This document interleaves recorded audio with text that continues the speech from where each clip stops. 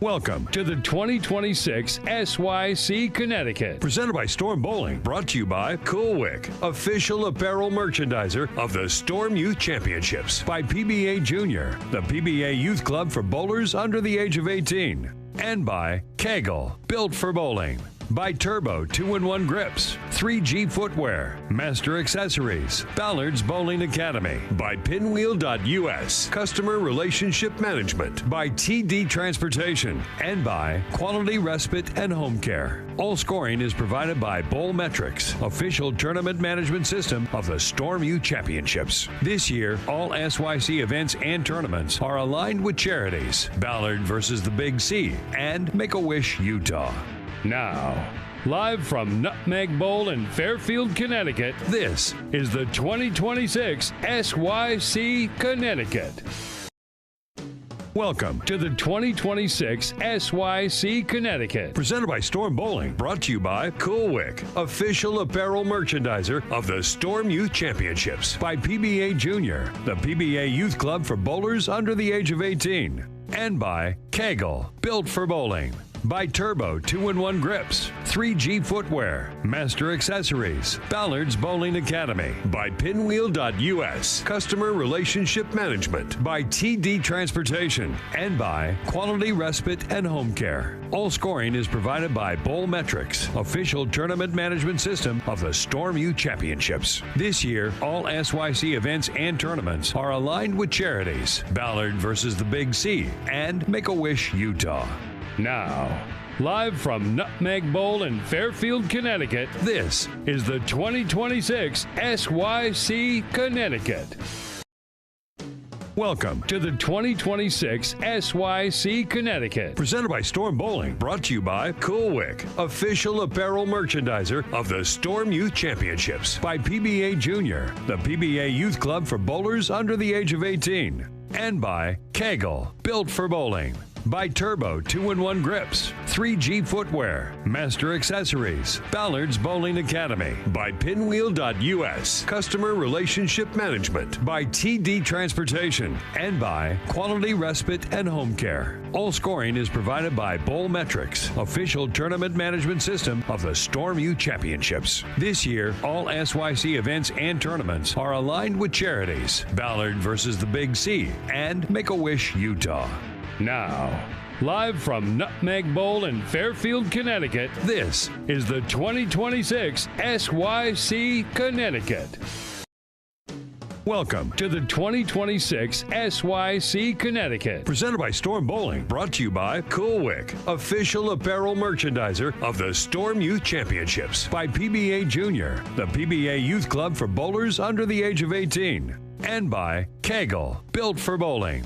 By Turbo 2-in-1 Grips, 3G Footwear, Master Accessories, Ballard's Bowling Academy. By Pinwheel.us, Customer Relationship Management. By TD Transportation. And by Quality Respite and Home Care. All scoring is provided by Bowlmetrics, official tournament management system of the Storm Youth Championships. This year, all SYC events and tournaments are aligned with charities. Ballard versus the Big C and Make-A-Wish, Utah.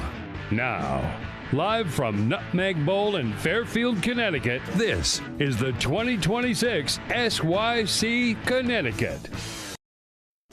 Welcome to the 2026 SYC Connecticut. Presented by Storm Bowling. Brought to you by Cool Wick, official apparel merchandiser of the Storm Youth Championships. By PBA Junior, the PBA Youth Club for bowlers under the age of 18. And by KEGEL, built for bowling.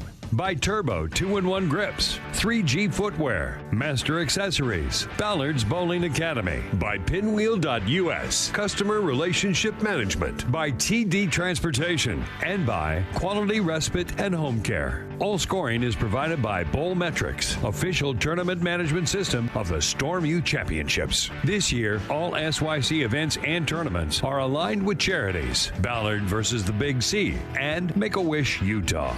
Now, live from Nutmeg Bowl in Fairfield, Connecticut, this is the 2026 SYC Connecticut. Welcome to the 2026 SYC Connecticut. Presented by Storm Bowling. Brought to you by Cool Wick, official apparel merchandiser of the Storm Youth Championships. By PBA Junior, the PBA Youth Club for bowlers under the age of 18. And by KEGEL, built for bowling. By Turbo 2-in-1 Grips, 3G Footwear, Master Accessories, Ballard's Bowling Academy. By Pinwheel.us, Customer Relationship Management. By TD Transportation. And by Quality Respite and Home Care. All scoring is provided by Bowlmetrics, official tournament management system of the Storm Youth Championships. This year, all SYC events and tournaments are aligned with charities. Ballard versus the Big C and Make-A-Wish, Utah. Now, live from Nutmeg Bowl in Fairfield, Connecticut, this is the 2026 SYC Connecticut. Welcome to the 2026 SYC Connecticut. Presented by Storm Bowling. Brought to you by Cool Wick, official apparel merchandiser of the Storm Youth Championships. By PBA Junior, the PBA Youth Club for bowlers under the age of 18. And by KEGEL, built for bowling. By Turbo 2-in-1 Grips, 3G Footwear, Master Accessories, Ballard's Bowling Academy. By Pinwheel.us, Customer Relationship Management. By TD Transportation. And by Quality Respite and Home Care. All scoring is provided by Bowlmetrics, official tournament management system of the Storm Youth Championships. This year, all SYC events and tournaments are aligned with charities. Ballard versus the Big C and Make-A-Wish, Utah. Now, live from Nutmeg Bowl in Fairfield, Connecticut, this is the 2026 SYC Connecticut. Welcome to the 2026 SYC Connecticut. Presented by Storm Bowling. Brought to you by Cool Wick, official apparel merchandiser of the Storm Youth Championships. By PBA Junior, the PBA Youth Club for bowlers under the age of 18. And by KEGEL, built for bowling. By Turbo 2-in-1 Grips, 3G Footwear, Master Accessories, Ballard's Bowling Academy. By Pinwheel.us, Customer Relationship Management. By TD Transportation. And by Quality Respite and Home Care. All scoring is provided by Bowlmetrics, official tournament management system of the Storm Youth Championships. This year, all SYC events and tournaments are aligned with charities. Ballard versus the Big C and Make-A-Wish, Utah. Now, live from Nutmeg Bowl in Fairfield, Connecticut, this is the 2026 SYC Connecticut. Welcome to the 2026 SYC Connecticut. Presented by Storm Bowling. Brought to you by Cool Wick, official apparel merchandiser of the Storm Youth Championships. By PBA Junior, the PBA Youth Club for bowlers under the age of 18. And by KEGEL, built for bowling. By Turbo 2-in-1 Grips, 3G Footwear, Master Accessories, Ballard's Bowling Academy. By Pinwheel.us, Customer Relationship Management. By TD Transportation. And by Quality Respite and Home Care. All scoring is provided by Bowlmetrics, official tournament management system of the Storm Youth Championships. This year, all SYC events and tournaments are aligned with charities. Ballard versus the Big C and Make-A-Wish, Utah. Now, live from Nutmeg Bowl in Fairfield, Connecticut, this is the 2026 SYC Connecticut. Welcome to the 2026 SYC Connecticut. Presented by Storm Bowling. Brought to you by Cool Wick, official apparel merchandiser of the Storm Youth Championships. By PBA Junior, the PBA Youth Club for bowlers under the age of 18. And by KEGEL, built for bowling. By Turbo 2-in-1 Grips, 3G Footwear, Master Accessories, Ballard's Bowling Academy. By Pinwheel.us, Customer Relationship Management. By TD Transportation. And by Quality Respite and Home Care. All scoring is provided by Bowlmetrics, official tournament management system of the Storm Youth Championships. This year, all SYC events and tournaments are aligned with charities. Ballard versus the Big C and Make-A-Wish, Utah. Now, live from Nutmeg Bowl in Fairfield, Connecticut, this is the 2026 SYC Connecticut. Welcome to the 2026 SYC Connecticut. Presented by Storm Bowling. Brought to you by Cool Wick, official apparel merchandiser of the Storm Youth Championships. By PBA Junior, the PBA Youth Club for bowlers under the age of 18. And by KEGEL, built for bowling. By Turbo 2-in-1 Grips, 3G Footwear, Master Accessories, Ballard's Bowling Academy. By Pinwheel.us, Customer Relationship Management. By TD Transportation. And by Quality Respite and Home Care. All scoring is provided by Bowl Metrics, official tournament management system of the Storm Youth Championships. This year, all SYC events and tournaments are aligned with charities. Ballard versus the Big C and Make-A-Wish Utah.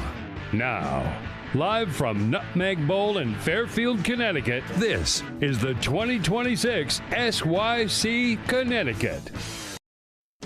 Welcome to the 2026 SYC Connecticut. Presented by Storm Bowling. Brought to you by Cool Wick, official apparel merchandiser of the Storm Youth Championships. By PBA Junior, the PBA Youth Club for bowlers under the age of 18. And by KEGEL, built for bowling.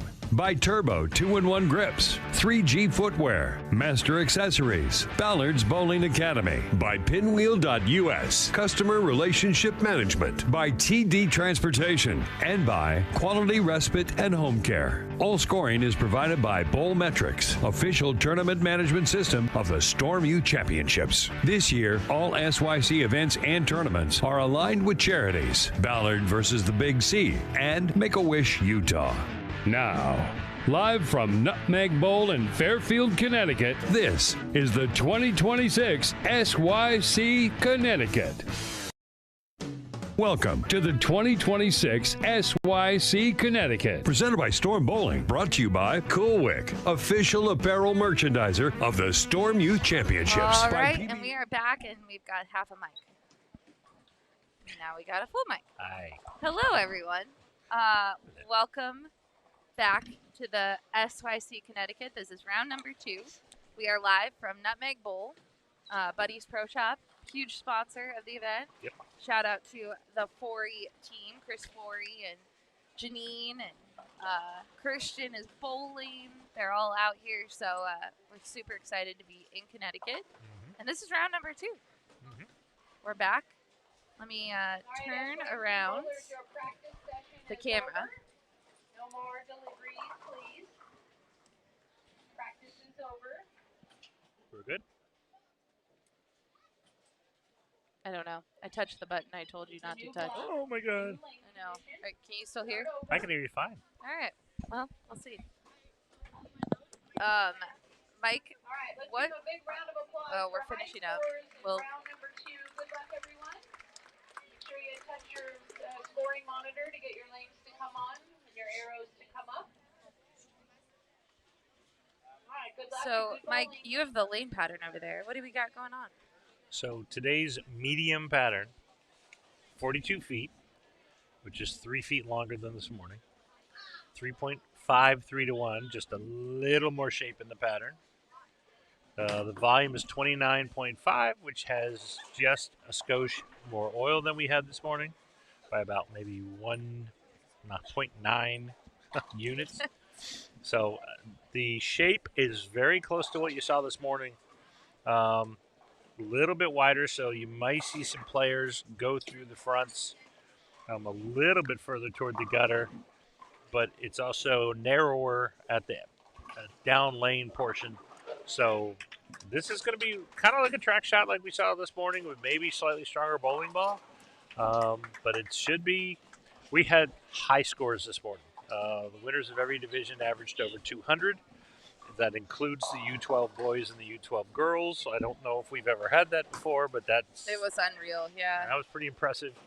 And then, yep, so I expect scores to be high again today on this pattern. Yeah, I think we were talking to Chris Forey, who knows this house really well, and we observed that the track definitely hooks here.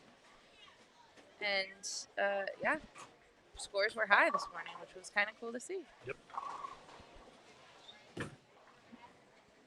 And we are currently watching a combination of U12 and U15 girls.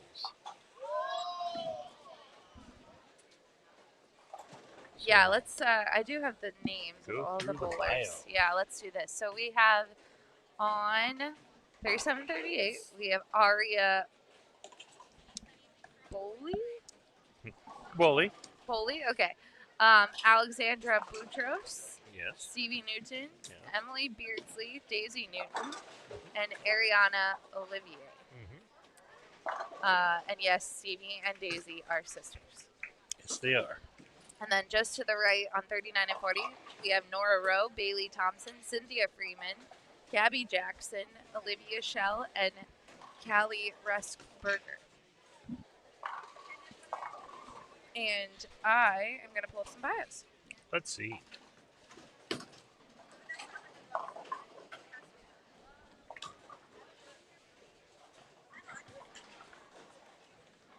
Daisy is from Hanover, PA.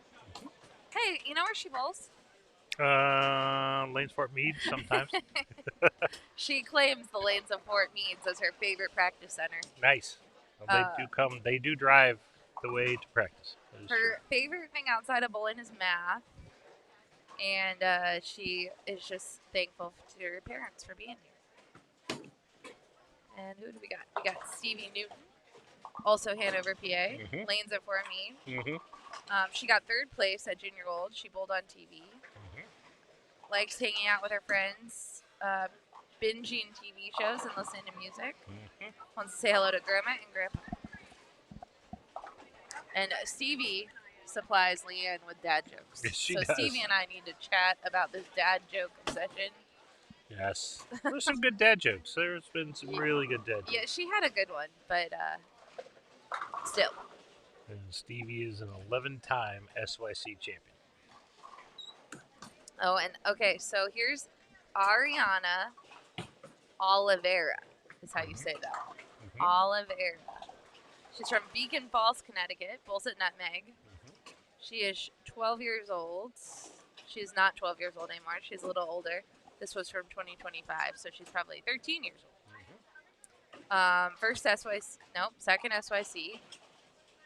She was the 2024 U12 Connecticut State Pepsi champion.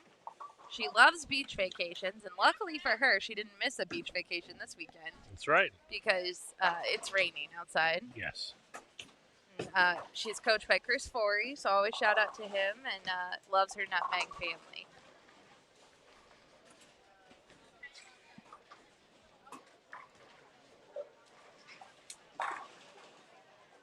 Aria has some fans in the chat.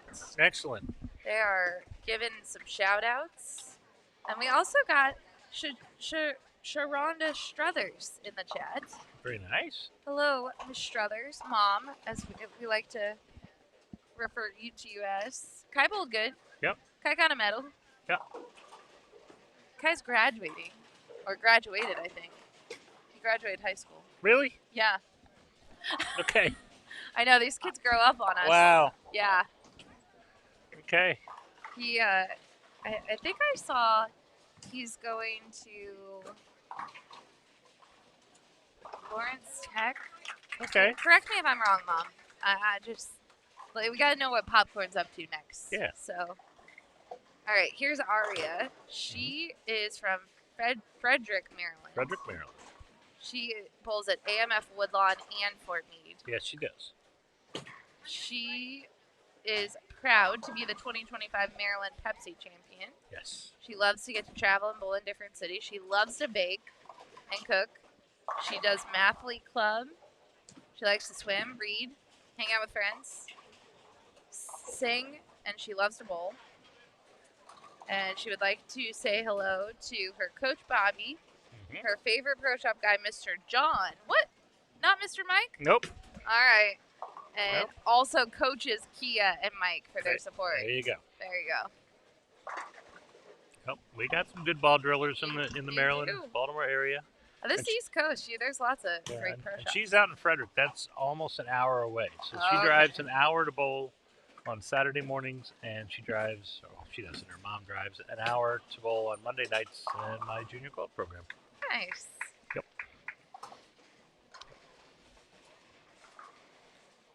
And she just had the vaunted growth spurt, so now she can get the ball down the lane with some speed, some oomph behind it. So it's fun to watch.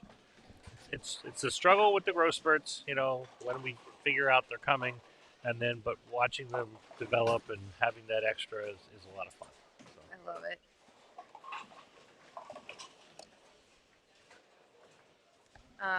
Andrew Taggart says, wish we were there. We miss you guys. Goody says, hope we had a good lunch. We did have a good lunch. We ate at Nutmeg. It was delicious. Yep. I had a patty melt. Blair had a chicken wrap. It was good food. Buffalo really chicken good wrap. food. Their fries were awesome. I do judge a bowling center by their French fries. Their fries are good. Their fries are good. Their fries make me almost want to change my fries at my bowling center.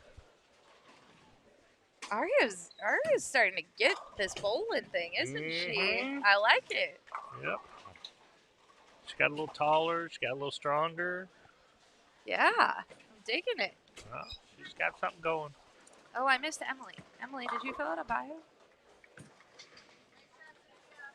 Aha, we do. Emily. She's from East Greenbush, New York. 14 years old. First SYC. She bowled her first 300 on string pins during her varsity high school match shortly after turning 14. Very nice. She is currently bowling with a stress fracture in her lower back. Yeehaw! All right, Emily. Wow. Ow. She's doing. I would not have guessed that. No, she throws it great. Wants to say hello to everyone back home that's cheering her on. With a stress fracture. Ouch. Big ouch. I think I missed this little one too. What's her name? C. Alexandra.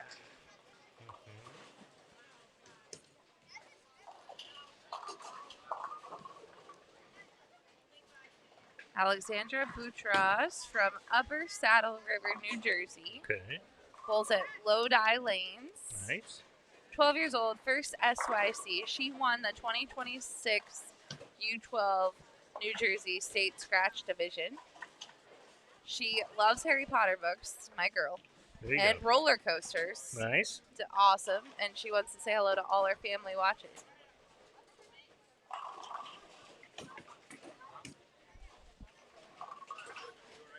Nice bear. Nice bear. Yeah. Sharonda says, ouch. Yeah, that's what we're saying over here. Yeah, like, Man. and you're bowling?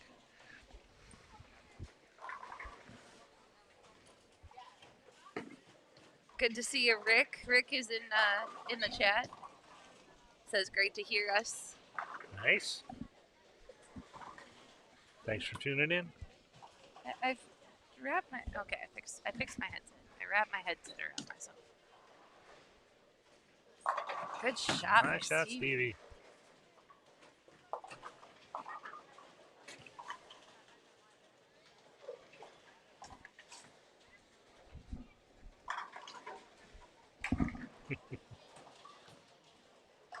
I like the U12 and U15 division because they're just, even though they're in competition, they're still friends. They really are. They go over and talk to each other, and they run in packs. When we were coming through doing scores, there was one pair I go to, and there's only the bowlers on the lane, and nobody else is around. And I'm like, where is everybody? And they're all 2 lanes over, just all, talking. It's true. Yeah, they all bond very quickly, which is very fun to watch. Let's see what else we have. I was seeing if we have any other bios here. Nora Rowe. She is from Palmyra, New York. Bowls at Doug Kent's Rose Bowl Lanes. Okay. She won the New York State Pepsi Championships in 2025. Nice. That was a good shot by Nora. She's over on 39. She also plays softball, plays trombone, and is involved in a local 4-H club. Wants to say hi to grandparents, aunts, uncles, and cousins. You know who started coaching at Doug Kent's Rose Bowl Lanes? Wow. Okay. Do you know who started? No, not her. Oh. Do you know who started coaching? I do not. Her last name is Kent. There's so many Kents. Natalie Kent. Yeah. Natalie I saw her post. She is starting to do lessons, which is so fun. Very nice. Yeah. Natalie used to bowl the SYCs. And Yep. now she's a Vandy grad, I think. I think she just graduated, or maybe she graduates next year. She graduates next year. Okay. I'm aging her. Or maybe she graduates. Did she graduate? I'm not sure. I don't know. I lose track of them. Cynthia Freeman is from Somers, Connecticut. Bowls at Nutmeg. 15. She's on line 39. She finished 17th at Junior Gold in 2025 and won her first DJBT 2 months later. She can play the bagpipes and she's super smart. She wants to say hello to her coach, Chris Forey, mom in Las Vegas right now, and bowling family. Very nice. I wonder if her mom is bowling in Las Vegas. That's what I'm betting. That's right? You got a bowling family. You got nationals going on in Reno and Yep. the women's nationals in Vegas.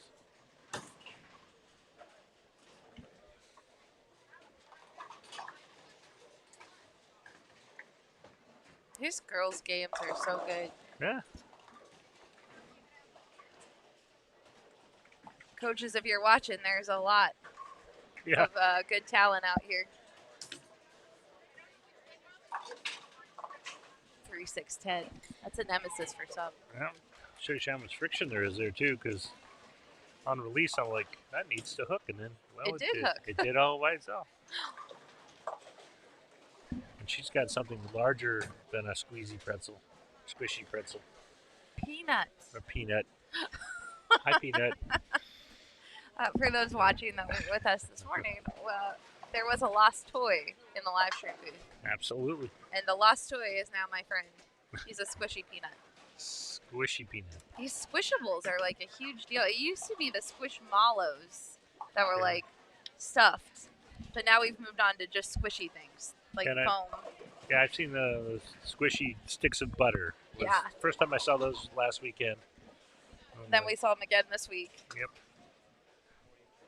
It's very addictive.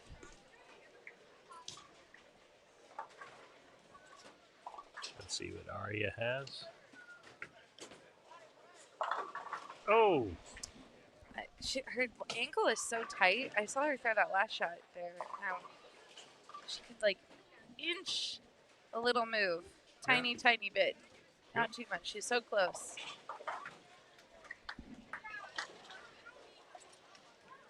But if you've seen video of Aria 1 year ago, she's totally about different. 8 inches shorter, about a whole lot more frail. Yeah. I mean, It's little. She went from little to a young lady very yes, quick. she is. I love it. Well, and they get strong. Like these girls are just. They see the older girls, the college bowlers, working out and posting about working out, and they start working out, and they get stronger real quick.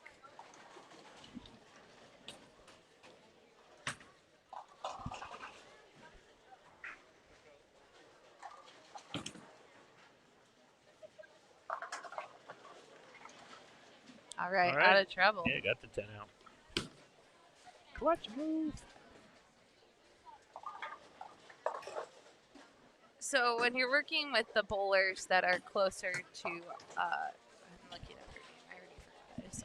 Alexandra on 37, right? She's 12. Mm-hmm. The ball looks like it weighs more than her. Yes. What do you tell parents? At that age, that her fundamentals are great.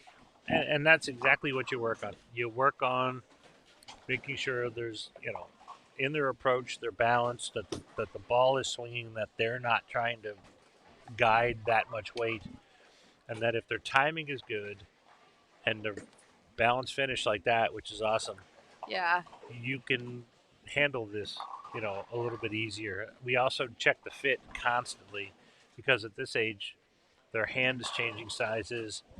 Um, you know, when they get taller, their fingers, their flexibility changes. The other thing, one of the first signs of a growth spurt in a youth bowler is fouling. Just all of a sudden, out of the blue, they'll foul, and you go, "Where'd that come from?" And then, "Where'd that come from?" It's like, that's called a growth spurt. Yeah. We're fouling into the growth spurt. It's like, okay, so it is a different thing. But basically, a nice stable approach, head and shoulders over your hips.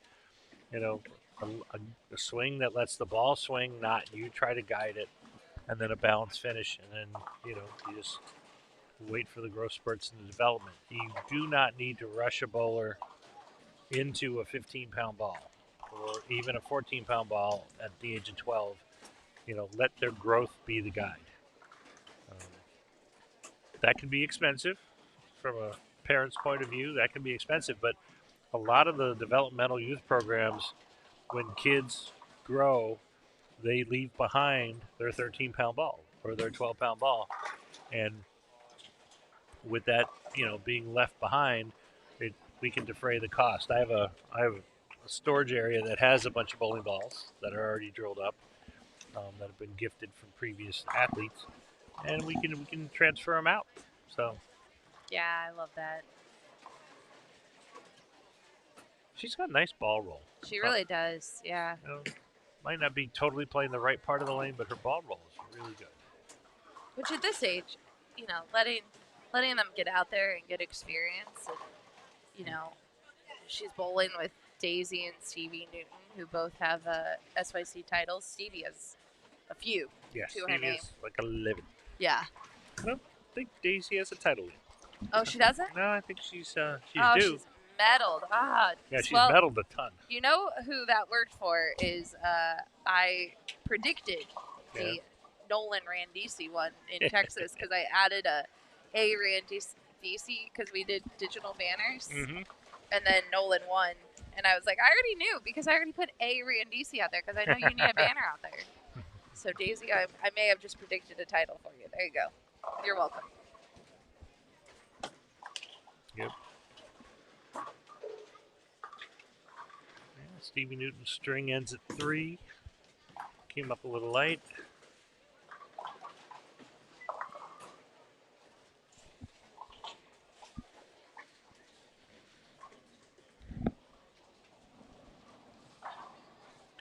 Looking down the house, I am seeing a couple strings of strikes, but nothing like we saw this morning. No.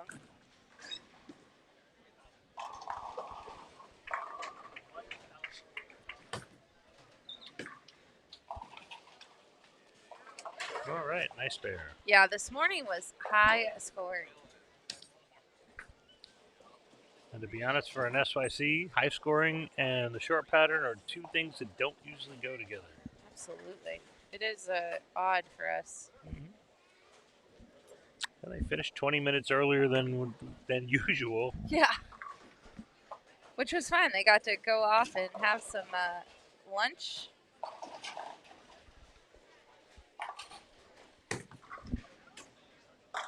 Nice shot on 39.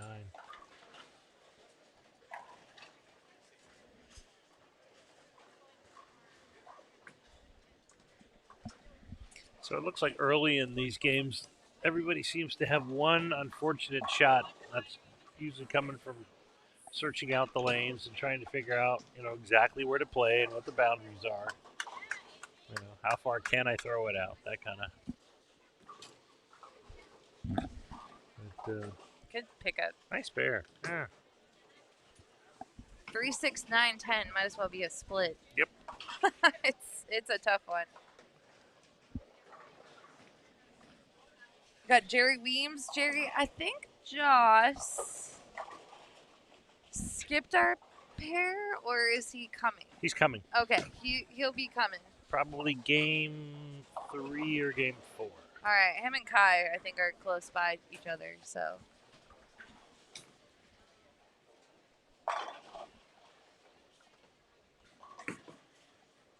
All right, let's see if Alexandra, if Is she using a spirit ball? I was gonna say let's see if she could slide it over. Oh no, she's using her strike ball. Slide this over. One Got it. time. Oh, Oh, so close.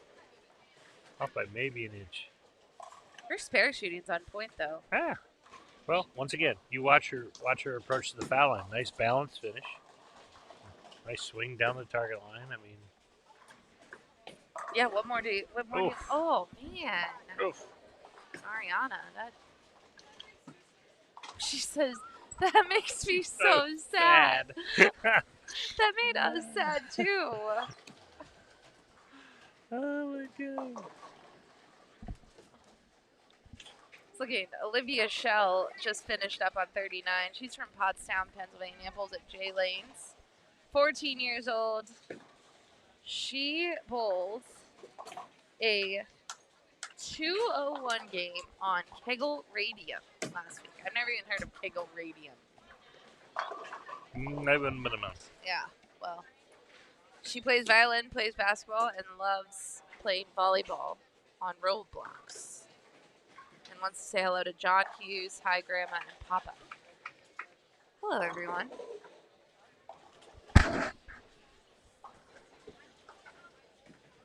Callie there gets her 10 pin. She is from Buffalo, New York, bowls at Town Edge Bowling Center. First SYC. She loves meeting new people and traveling, and she's really good at playing volleyball. Wants to say hello to her dad, Jeff.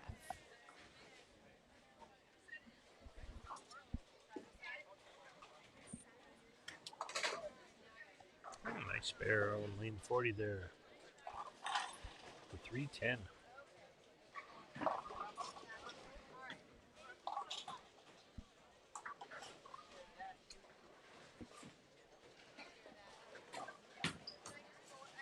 Yeah, I like her release on 37. Mm-hmm.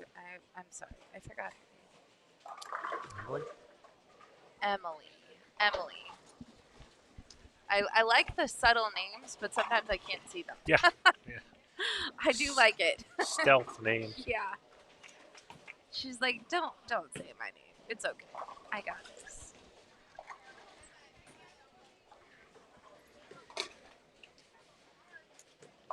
Nice spare for Aria. Yeah, Emily's jersey just makes me happy. Yeah. We were talking earlier about I'm seeing a lot of strawberries on designs now. Yeah. I just kind of like it. You know what's amazing to me? Minus the SYC jerseys that usually, like, we're in the state that they're from, you don't see a lot of repeat jerseys. No. There are hundreds of jersey designs on Cool Wick's website. So if you're worried that you order a jersey and someone else is going to have it, there's a low probability of that actually occurring. Yeah, you're going to see somebody else twinning with you. You'll have the jerseys, like I said, SYC jerseys, you'll see those. But really, other than that, and if you'll choose a player jersey, you might see those again. But if you want to be different, you can be different. Certainly can. Hang on there. All right. Now they're picking on my friend Alexandria here. I liked that shot. Her ball's just taking off on her a little bit. It did. That was a good shot. Another nice shot. These girls can bowl, Mike. All these bowlers can bowl. It's true. So it looks now, I'm looking at the scores, it looks like it took about practice plus 5 frames for the shot to kind of settle down. Yeah. I'm seeing a couple strings of strikes, a couple of pairs over. One of the boys is on a 278 pace, 279 When pace. is one of the boys not on a 278 pace? That's true, but I think we're talking U12. Okay. I mean, Of course, as we learned this morning, even the U12s average over 200. So the top 2 boys in U12 averaged over 200 this morning. yeah, I feel like every game there's a boy on a 278 pace. Yeah. Girls too. Girls can strike. No, they can. Girls scored high this morning as well. Every division winner was averaged over 200.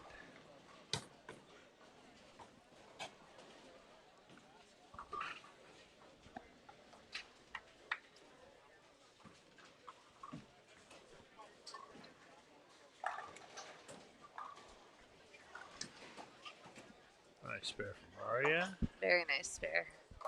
Miss Jackson, nice strike. That's a 4-bagger. Gabriella Jackson, 4 in a row. 219 possibility.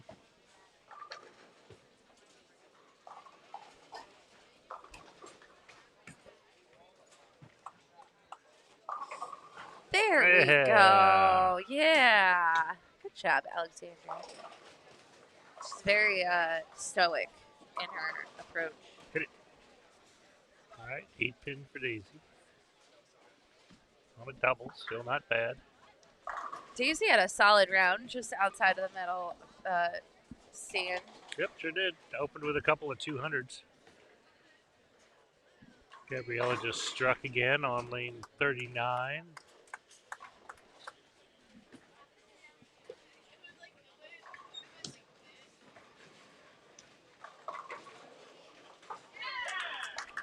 Wow. That's Nora over there, right? Yep. Nora Rowe. Yep. 5-bagger. Potential for 6 in the That's game. Gabriella with the 5-bagger. Oh. Nora Oh, she... with the split conversion in the 10th. Oh, I didn't see what it was. I think it was And baby then I split with jinxed the sleeper. Gabriella. Jeez. Good job, Blair. You know, Black Cloud. There, she's back. 215 for Gabriella. Before Blair started talking about her, she could have gotten to the 220s. No, actually not. 219.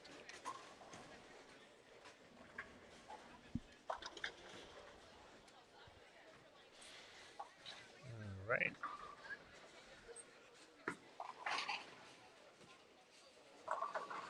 Nice hit.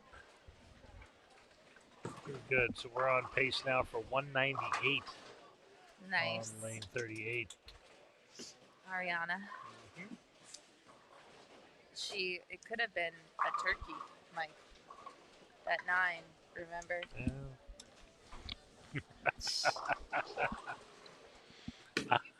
Ariana and I remember.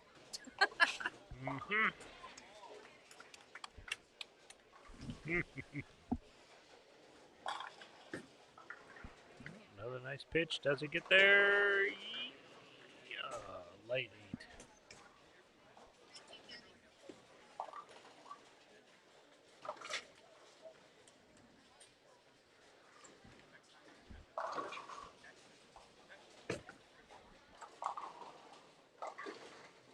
Ouch.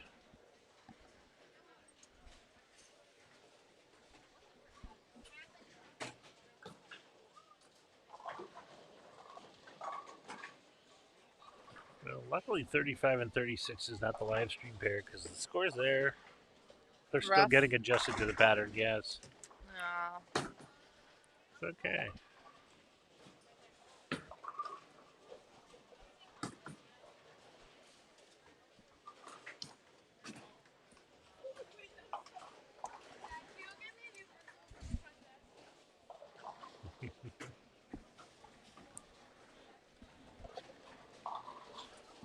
All right, as we're finishing up game 1. Making sure I still have my pen on me so I can go do scores. Yeah, you're getting ready to go out and do some scores. We're going to get some special guests. I think we're going to sneak Chris Forey in here at some point. I was hoping Christian would get close, but... Let me see if I can find him. Oh, he is close. I think we might have Chris Forey coming soon. Okay. Maybe game 2 Very or game nice. 3. Talk a little bit about buddies and what happens, all the magic. Mm-hmm. Aria kicking the 5-pin forward. What's your prediction for the medium pattern? High scoring or mid scoring after seeing game 1? After seeing game 1, well, like I said, I'm starting to see some players get adjusted. I don't think it's going to meet this morning's high scores. So let's say 100 over Okay. will win in Okay. the U15 or U18 boys division. The U15 and U18 girls division, I think something in the 20 over range. And then in U12, tough to say. Nice shot, Aria. Really nice. Bam. Double there. That puts her in the 180s. Daisy Newton strikes for 194. She'll be high on the pair.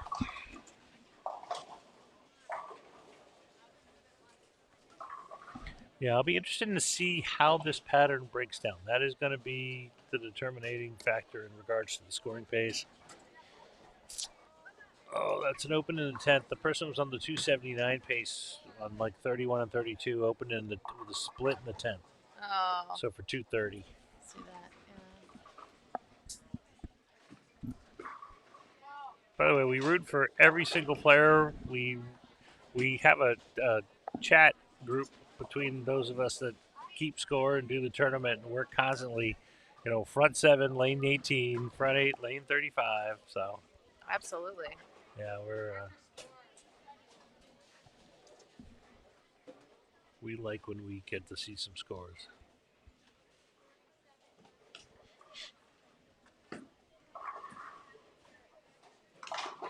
Nice shot.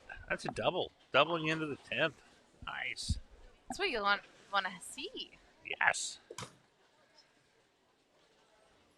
Well, the best part is, and this is one of the things that you kind of, if you're coaching a youngster, or if it's your own youngster you're coaching, is watch how free and aggressive her swing is. Absolutely. I mean, she sets up. Watch how fast she sets up. Boom. And now, okay. And then see how free that forward swing is? And then that arm is just loose. Boom. Yep. Really nice. Yep. Let the ball's weight is doing all the swinging work. All she's doing is putting her hand in position and letting it roll off her fingers.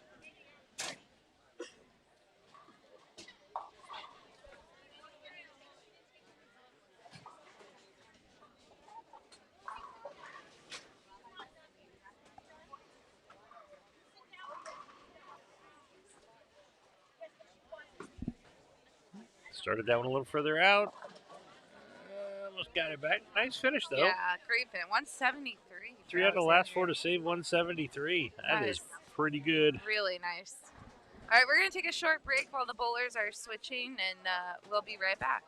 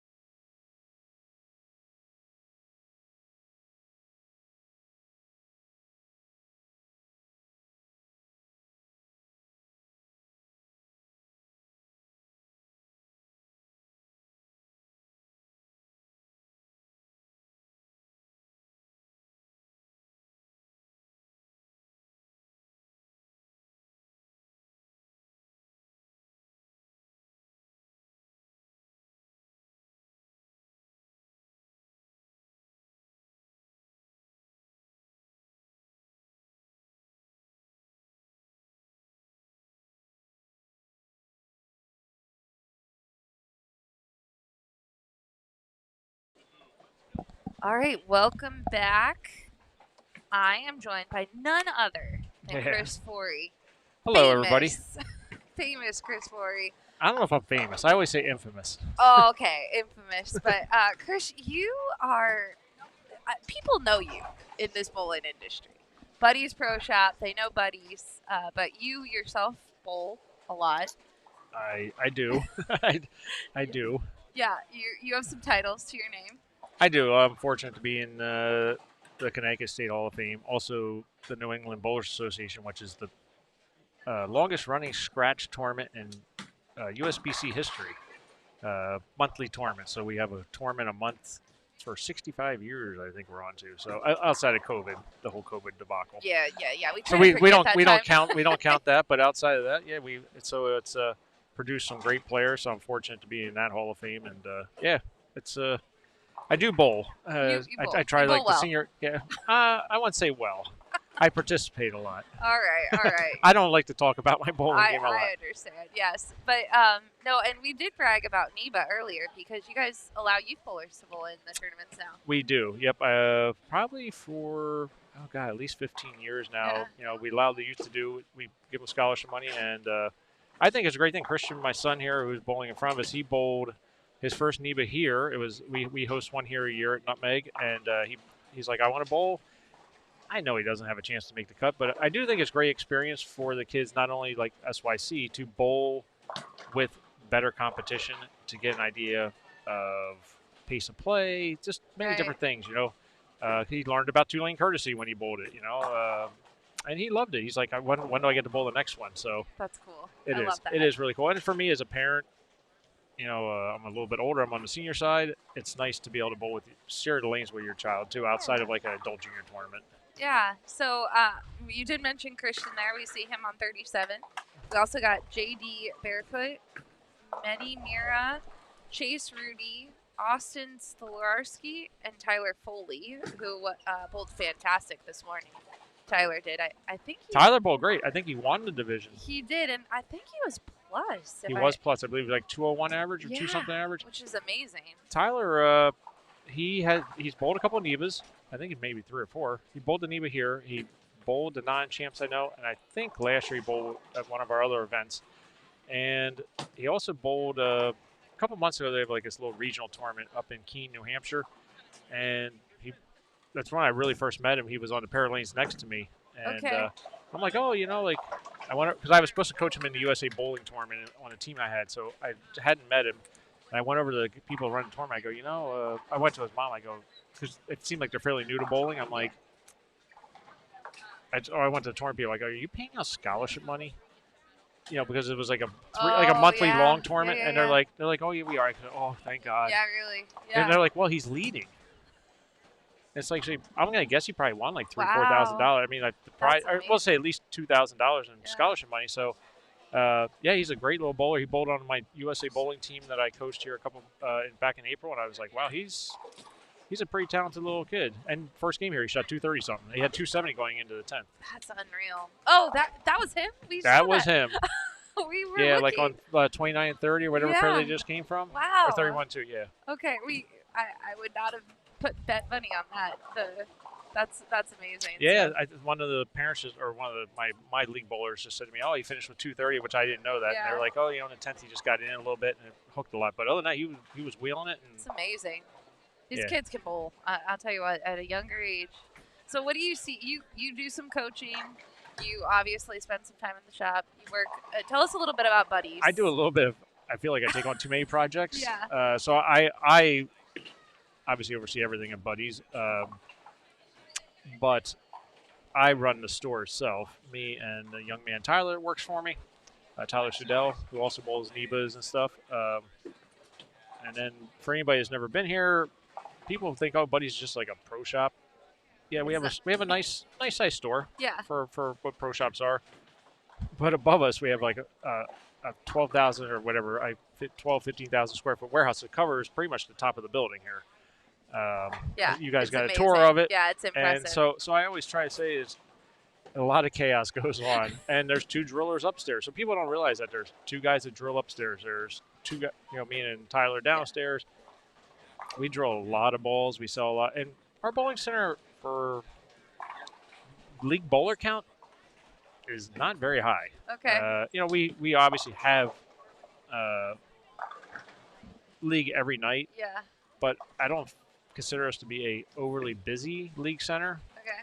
But we have a great location. You and I talked Yeah, about it the other day. great. We're centrally located in the New England and metropolitan area. So from New York, you can get here in an hour, and less than an hour. Within an hour.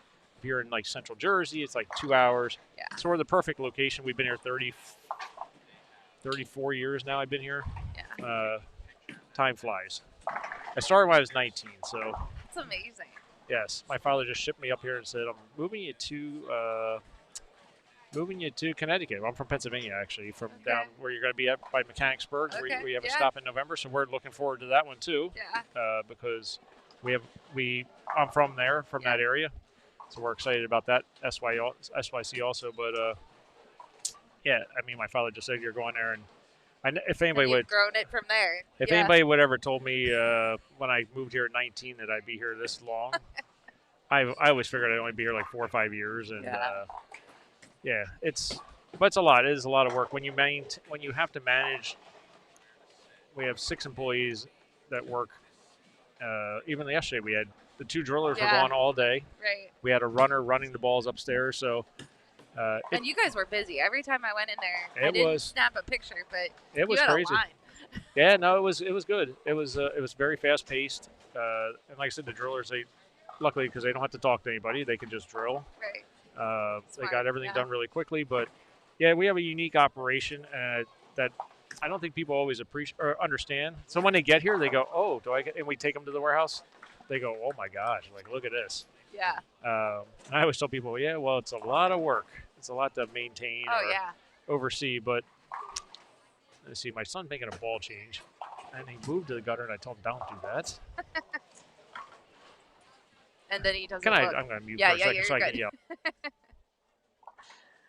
All right, so some of the other bowlers, we see Tyler here, and also on the pair to our right, we have Christopher Thomas, Aaron Cabness, Bam Bam, Bryson Oliver, Nolan Randisi, Josh Worley, and Caden Diabro. Bam Bam has won a title, and Nolan Randisi has won a title, and Josh Worley recently won his first SYC title. So lots of SYC titleists around us.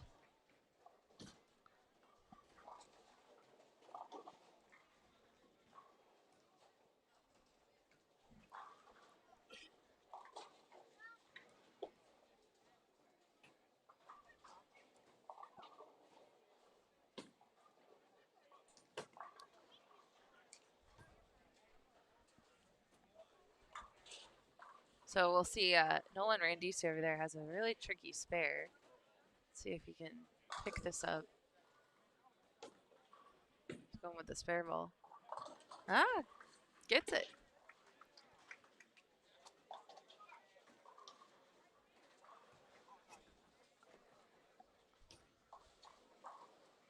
Mr. Christopher Thomas over here. Let's see if Christopher has a... He's going for his 10-pin. He does have a bio. He's from Springfield, New Jersey. Jersey Lanes. He's 12. One bowling achievement that he loves is making makeable spares and striking when he needs to. He loves to play golf. He would like to say hi to his mom, dad, puppy Snooper, and bunny Cinnabon. Also got JD. JD didn't fill out a bio, though.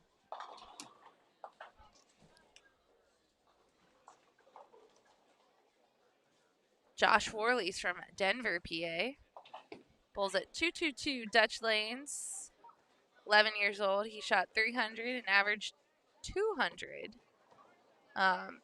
He likes playing basketball. And, of course, he won his first SYC title. Balancing parent, coach, and pro shop operator. Yeah, it's not. It's been a rough day. Yeah. It happens. It's that, Chris Prather and I were just talking about it because obviously Chris is here and we sponsor him also. And we always forget is I grew up bowling from about age 7 on, and we forget that we had the same mentality or the same bad mental thoughts and stubbornness. You can see the stubbornness in the eye roll. Yeah. I mean, but it shows that he has passion for it. Yeah, it does. It's just this morning I didn't get to see much to start, but I was just a short pattern. Yeah. And I know where you're supposed to be, approximately where you should be at. And I come out and I'm like, where are you? Why are you standing in the middle of the lane? And he's like, I'm like, this happens all the time. And the funny thing, our junior program only bowls on sport shots, and I don't put out easy ones. So I make them. I want them to bowl. I hate to say I want them to bowl bad. Right. I want them to struggle so they can learn adjustments more. So hopefully we make the spare and not chop it. All right, we're on the board. So a lot of eye roll. So I mean, he bowls and we run an adult sports singles league so the kids can bowl with that too. So Anna bowls and all that stuff, and Kylie and all these other girls, the kids that are here, they stand. He's standing left the whole time. So I'm like, how do we end up in the middle every tournament when we don't do that when we bowl in league? Or how do we migrate to the middle of the lane on a pattern that we know we shouldn't be there? Yeah, stress does funny things. Yeah, and I'm just like, so that was frustrating this morning. I'm like, move. And literally I told him to move, and the next shot he threw, he stood in the middle of the lane. And I'm like, what just happened? And then, and as parents, Janine, my wife, she doesn't want him to bowl bad, so she's like, help him. I'm like, I can't help him. Right. Yeah. And that becomes like a parental friction, and I'm like, I don't know, like I don't want to have this going on, and you also don't want to see your kids struggle. Yeah. And that's the hard part. And then just even today, like Chris Prather we were both talking to him. We're like, hey, you've gone through these other balls. We can see it's not right. Right. Try this. I hate that ball. We don't care how much you hate it. Maybe it actually will be the right ball. Yeah. Just throw a couple shots and we'll tell you if it's not the right one. Yeah. Well, I think sometimes I remember when the Bones were bowling the SYC. Yeah, so they're my nephews. Yep. Yes, yeah, and even when Natalie started coming out and Sydney started coming out, right?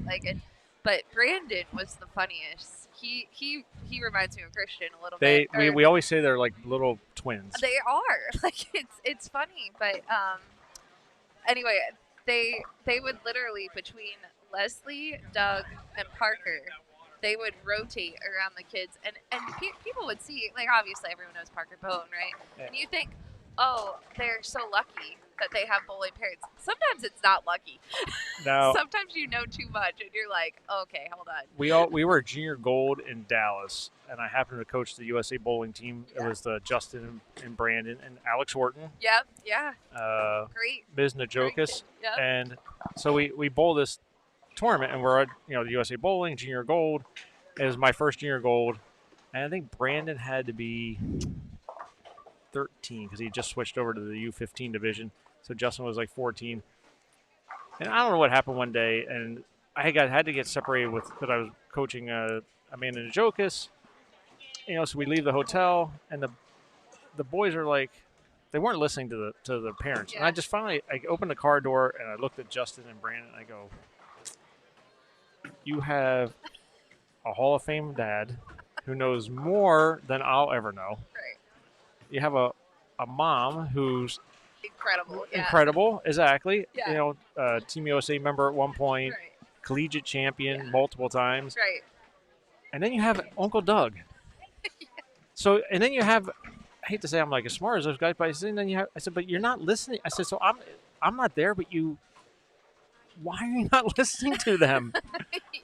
Yeah. So, yeah. And we ran into it last year. Junior Gold Christian, when he bowled, Brandon was there. Yeah. And Brandon came to watch him bowl every day. And we got a one-game meltdown thing where we wouldn't listen. And Brandon pulled him aside, at the end, and we sat down. And Brandon's like, I went through this, Christian. I went through it. But the guy sitting behind you is who I talk to. And I'm not trying to boast myself up. Yeah. He's right. like, that's who I call. That's who helps me. Da da da da. And we got to this whole, and now we're stubborn going back to the other ball Yeah.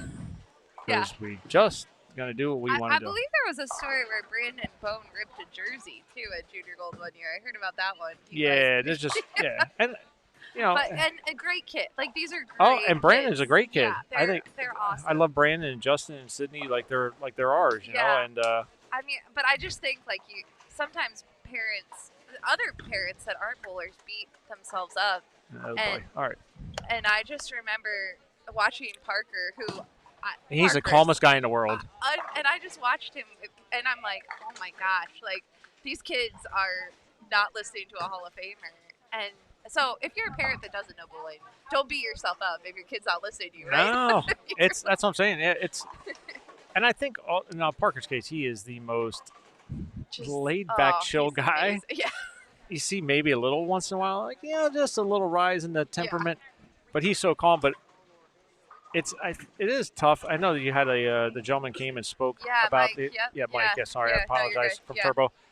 Talked yesterday to the parents and stuff like that about being a parent / coach, and it's tough because I can watch my girls who are out here bowling, Anna and all these that we work with, Anna, Kylie, Ariana, pretty Cynthia, good list, which are really good girl players. They're all going to go to school in a Division I. They're all going to get a scholarship. I just watched Ariana bowl, and she is awesome. All year, 2 years, 3 years into bowling. So they're all going to be. They're going to get scholarships. They're going to do just fine. My patience level with them is so much better than it is my own child. Right. And it's just when it's your child, it is so much different, and it's tough because you don't want to be like that. Yeah. And you recognize it, but there's just it's part tough. of it. So I try to stay in the shop sometimes, but then he gets mad if I'm not watching him, and I'm watching. Yeah. And I get it. My father and I used to clash all the time when I bowled, so I get it. But yeah, it's tough to be a parent and watch. Yeah. And you just want I think the thing is you want, as I told somebody, you just want the best for your child. 100%. Yeah. So. I mean, and you guys, like, you have good kids, and sometimes you know how close they are. We can see I think the thing is being bowlers of a higher level, and when I say that, I mean like I bowl tournaments. Yes, I have competed on the PBA level. I bowl the senior masters. I bowl these things. I've done very well. Yeah, you have. Yes. So I get it. So I'm not trying to boast, but so I see, and I also work with high-end players like Chris Britt, so I know what potential looks like. Yeah. So it'd be one thing if I'd be like, he's never going to be really good at this. Right. I see it. And he loves it. Like, you can tell he kind of, he has an intensity to, he's a very great competitor. Yeah. I feel like he's like myself when I was 12. I didn't like to practice or put the work in on the lanes. Yeah. But if you told me I could go bowl a tournament. You're it. Yeah. Let's go. Yeah. Dad, how many tournaments we going to bowl? Yeah, right. How many junior tournaments can I hit? If you said, but my dad, I tell people this, I grew up at a place called Clearview Lanes in Pennsylvania, and I lived up on the hill. I'd ride my bike down, but my father would leave a blank check at the front desk for the week or whatever it was for my brother and I to practice. Oh, that's cool. That check usually didn't get written out. Yeah. We'd ride our bike down there. We wouldn't even play video games because we couldn't afford video games. We would ride our bike down the hill. We would go in the bowling center, do the fake playing of the video games. Yeah. Just to be entertained, look for court. But we didn't. Yeah. But man, if it came to a Saturday, I didn't like waking up at 6 a.m. to drive to New Jersey. Right. But man, when I got there, that was best. To me, competition is where you turn it on. Yeah. Yeah. That's why I love tournament bowling. I tell people I've been bowling tournaments fully since I was 10, and I think I pretty much bowl almost every weekend. That's amazing. Yeah, and the Northeast is, you guys have great bowling up here. So, like we talked about earlier, NEBA and all the other tournaments. So. Yeah, when I moved from Pennsylvania to here, I didn't even know what NEBA was. Yeah. I was a lot of people don't know what NEBA is. I was a PBA member at the time, and at that time, NEBA had a rule that if you were a PBA member, you couldn't bowl NEBA. Okay. So since then, they have changed that. That's why Packy has bowled, or Anthony Pepe's, and people have popped in, Matt O'Grady's. But when I finally got to bowl NEBA, it became like a lifeline of like, oh my God, I get to bowl. And you get to bowl with the really great players, Alex Aguirre. I could name off a bunch of them, but who are great amateur players in the country. So it's And when my father got sick before he passed away, over 20-some years ago, my brother said, "Oh, you're going to move back home?" Because we had like 7 shops at the time. Okay. And my father said, where is it best to live where you can bowl the most? Yeah. And I'm like, where I'm at. And so my father's like, that's where you stay. And then he passed away. But it's truly the smartest thing was to stay here because besides NEBA, like you said, you can find almost anything. And I'm near so many airports, I can fly anywhere. Yeah. It's the opportunities are so good right here. Yeah, so we were talking a little bit earlier about buddies. Now, you are an online store. We have the commercial. We haven't played it yet, but we will play it this afternoon. We had a weird, sometimes our live stream pair gets off where one pair never stops, and that's what happened this morning because one got done quick. Yeah, I got you. So we didn't have breaks, but we're going to play it this afternoon. But tell us about if someone wants to get a bowling ball drilled at Buddy's, what's the process? Yeah, I mean, so a couple of things. The simplest one is if you have a spec sheet and it's accurate, you just send it into it. You just email it into drillers@buddiesproshop.com or to myself, Chris at buddiesproshop.com. I always tell people the simplest thing: click on the contact button. The emails are there. It explains what to do. The biggest service we have, and it'll be the ad you run, is a service we call Get My Specs. Oh, get up the hill. All right, we got one. We got a strike. We got one. We have a service called Get My Specs. I think we've been doing it for about 8 years now. And it's pretty simple. I mean, a lot of folks, I think we take it for granted here in the Northeast. You can go there's pro shops everywhere or certain parts of the country. But there are lots of other rural areas where they got to drive an hour and a half to find a pro shop, and the pro shop might not be open. So this Get My Spec service, currently it's $50. I do know the price will be going up at some point here. But currently it's $50. You do Get My Specs. My guys email you a return label. You send in your best fitting ball. At the same time, when the ball comes in, we revive it. We resurface it in our Storm Factory machines that we have. We have a couple of those. We put new fingertips in, so we freshen your ball up, make it like new. I get your specs off of it, pitches, oval, all that stuff. If you have a JOPO or any kind of interchangeable thumb system, we figure all that out. If you want to go to that, we figure it out. And we drill your other ball. So that $50 covers the return label, the drilling of the ball, the reviving of your current ball, the new grips, and sending all of it back to you. So we get a lot of business from the West Coast. So we eat a lot of freight. So that's part of the reason why the price will be going. It's been $50 for as long as we've been doing it. But we realize that freight costs are with the current economy are changing, and we have to make a little modification. But we also get, I think this week we picked up 15 balls. So, but a lot of it is because people can't access. They want to get home and pick up their ball if it's today's world. Everybody wants everything now. So, they don't want to make plans to go to the shop and then, I got to come back and pick my ball up. Yeah, for sure. So it's been a really good service we've done. COVID was the best of it. We picked up, there was a couple of months of COVID in particular when the bowling centers were shut down. We picked up 500 plus customers for drilling. Oh my gosh.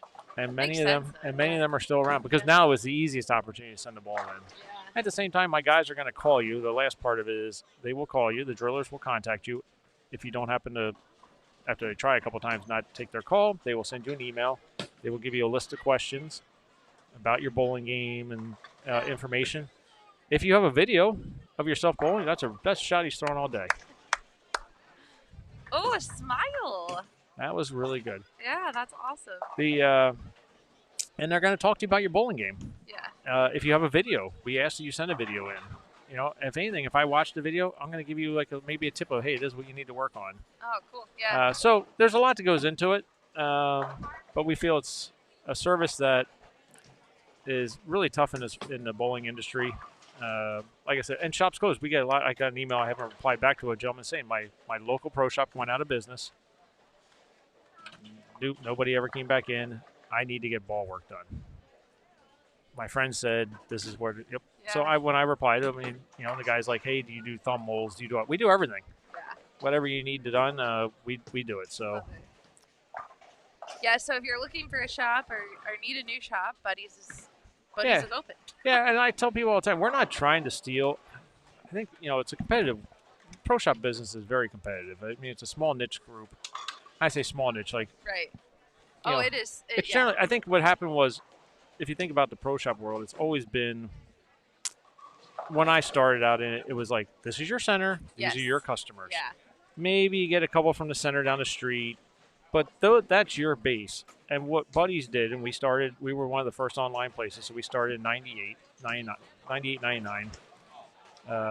We built a website, and I could tell you the intent wasn't to be what it is today. The intent originally was, hey, if we could sell a ball a week, we can make $200 profit. My apartment that I rented in the city and not a nice area was $300 a month. I could pay off my apartment rent, and I could have more money to go bowl tournaments. Honestly, that was the whole idea. Yeah. A friend of mine, Brian Graham, who was big in the Yes. bowling industry Yeah. at that time, worked for Columbia 300 when they were in San Antonio. He was my sales rep. I went to college with Brian, and Brian said, first he told us we had to do it. And I Yeah. say we because there's a gentleman, Bill Gross, who works for Brunswick now too. He worked for my father, worked for me, and Bill was always had a really good mind to just figure things out. And Brian said, you guys need to do this, and you'll figure out how to do it. You'll figure it out. And I'm like, I don't know how you make money at this. Like, whatever is going to happen. Right. Well, either way, Brian. See if Chase can pick this up here. Hang on. Let's Yeah, see. this is a crazy Yeah. shot. He made a crazy washout the first game. Oh, And he got so everything but. close. Chase is a great bowler too. Yeah. that Chase was bowls the USA bowling tournaments Yeah. also. 175 for him. He finishes up. Okay, Yeah. keep going. Sorry. Oh no, that's all right. But Yeah. Brian recommended Yeah. that we, he pretty much told us. Oh, jeez. Oh, the foot turned. Someone kicked the foot of the banner, so my banner was falling over. Yeah, we were taking down the booth. Yeah. But real quick, Brian recommended, hey, you need to do this. And Christian just made the 410. Let's go. Yeah. 10th frame. He doesn't know what frame it is, which is a good thing. I always think it's good if you don't know the frame. Brandon Jr. Oh my gosh. We laugh when the two of them are together. It's great. I'm gonna text Leslie and be like, I just met Brandon's brother. Jeez. So yeah, but either way, Brian recommended. Oh, did we lose audio? Oh, it sounded like No. a drop. Okay. So Brian, either way, he recommended we do this, and then he hooked me up with a distributor who was going out of business up in Massachusetts, and we sold off all the stuff there. But it took a while, and I began to realize, man, there's a lot to this. Yeah. And Well, yeah, you were I think right at I think the it helped we explosion of started the when internet, too. we were at the beginning, Yeah. so we saw the incline of it, and then there have been peaks and valleys, but the intent was back to what I was saying originally. I think sometimes people feel like we're trying to steal your business. No, I don't go out. I don't really solicit. We don't send out things. We just You're if here. people want to come, we're here to help you. Yeah. We're not. We don't. I don't walk out on the lanes and go, you know what, your ball's drilled wrong. Right. They don't know what they're doing. Unless you come to me and you ask me questions, I'm not saying anything about it. I'm not approaching you. Right. I'll talk to you. I'll talk to you like, you can go wherever you go. I'm gonna have There's lots of great there's options out there. yeah. but A young man came in during the break and he said, parents are like, we want you to look at his fit. I look at his fit. I go, where do you go? I go, look, they do really good work. I say, all right, for me, everything looks great. And then they were like, well, this other ball, I'm like, they was drilled somewhere else outside of that place. Yeah. They're like, I'm like, well, you should take that to him and ask him to fix it because he didn't drill it because they have all your stuff and let him fix it. I'm not trying to. Right. Yeah. No, Not- you're an expert advice. I mean, I think you are a good fitter. So if the kids are here and they want advice. Yeah, I don't mind giving advice Yeah. to it, but my point was could I've been like, oh, you know what, your place doesn't know what. Yeah. And no. I feel like in the bowling industry that happens a lot. Like, oh, it does. Yeah. you don't know what you're doing. If you go down the street and they always say like bad thing about the other guy. We have local guys around us. You know what? They've been in business for a while. They must be doing something right. Absolutely. That's how I look at it. Yeah. No, and I think the real growth factor is new bowlers, right? We want new bowlers to join the sport. Absolutely. And honestly, younger people want to shop online. It's just the way that consumerism is gone. And so if there is that option available to people that They want convenience. exactly, right? Yeah. I mean, we do we were talking about we do a $10 drilling special for two-handers, and it blew up the internet. Yeah, you caused a ruckus. We caused a little bit of a ruckus, but my guys, it had nothing to do with me. My drillers and Packy, who is from the area here, and we sponsor. They just kept, for a couple of years, they were like, Chris, like the future is two-handed bowling. And I have nothing against two-handed bowling. To me, it's been the greatest thing in the world because in the last 15 years, because I believe without two-handed bowling, more centers would be closed than they're open. I believe that to this day. I believe Jason Belmonte, Oscar Palermo saved the sport of bowling. And people can go on here and start telling me that I don't know what I'm talking about. I have more young people walk in my store and go, when I used to drill balls, I'd never asked you if you bowl with two hands. We just fed you up. First question we ask you is, do you put your thumb in the ball? Yeah. I can tell you 90% of the people that walk in that have never bowled before don't put their thumb in the ball. Yeah.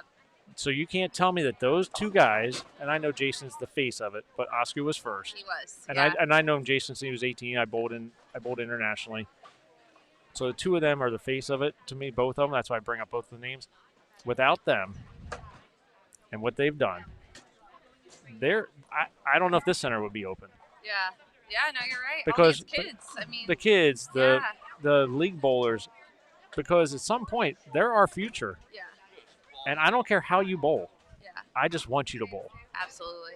And I think I am an older generation bowler who obviously grew up with his thumb in the ball.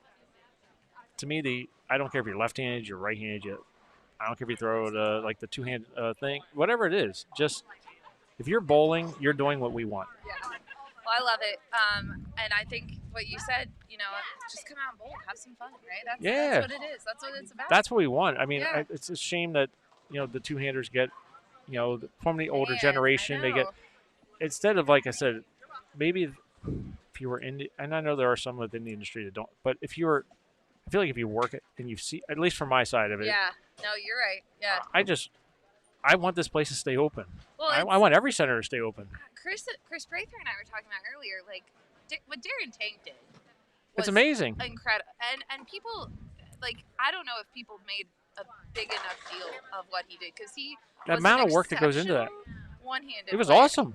And then Team USA led Team USA 3 straight years. Right. And then he stopped and said, "Okay, I'm going to start completely over," and won a title now, a regional and a national title. Yeah. That's unreal. And I know people say it's easier. Right. I'm going to tell you what my father, and I say this to people all the time. My father, when I was in the 80s, if you were left-handed, generally speaking, you bowled better than a right-hander. Why? Because of how the lanes were. They didn't get stripped. I mean, there's many factors. But the left side of the lane for league bowling was way easier than the right side of the lane. Yeah. In most centers. Sure. So my father, and I feel like he taught me a lot of different things, but he'd be like, his answer always was, if it's so easy, then do it. Yeah. And that's my thing about two-handed. Don't complain about it. Yeah, if you think it's that easy, do it. And I coach my junior program. Right. I have no problem with two-handed bowling. I start them off with putting their thumb in or whatever. We watch them and do different things. So I do think there are some tricks a thumb bowler can do that a two-hander can. I do think there's tricks that a two-hander can do. Right. So it goes both ways. But if my point being is, if it's that easy, folks, just do it. I've tried it. I goof around with it. I'll go up and throw a shot for the kids once in a while. Yeah. No, I haven't seen a video of it. I'm sure it's not very good, but my ball Does yours actually hit the pins? It just hooks off the lane. Yeah, right. Yeah, I've tried it. I can't get any ball speed on it. Yeah. So here's one of my juniors, Eric Flink. He's one of my juniors. He's a two-hander. And Jacob Stango to the left. So we have a couple of our kids popping in. But yes, it's hard. It is. I think what perception is easy because yes, on the house shot, they can get left, they can open the lane up, and yes, does the ball hit the pins harder? Absolutely. Yeah.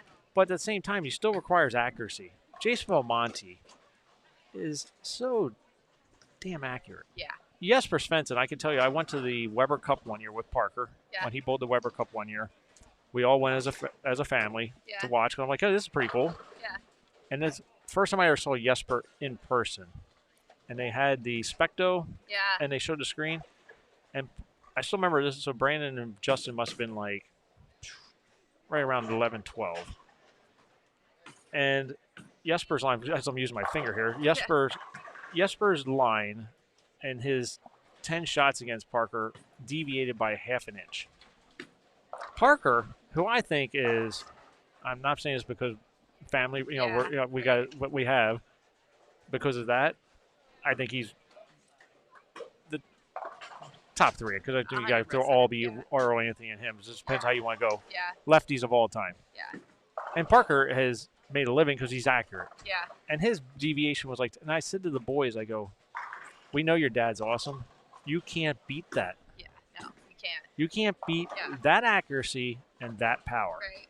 No. And the boys just looked at me. They go, never thought of it like that. I said, your dad is amazing. Yeah.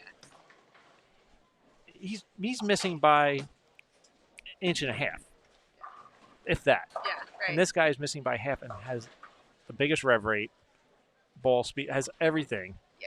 He's not. So my point is, when you bowl league, yes, it's easy to get upset with the two-handers, and you go, oh, they create this, they do that.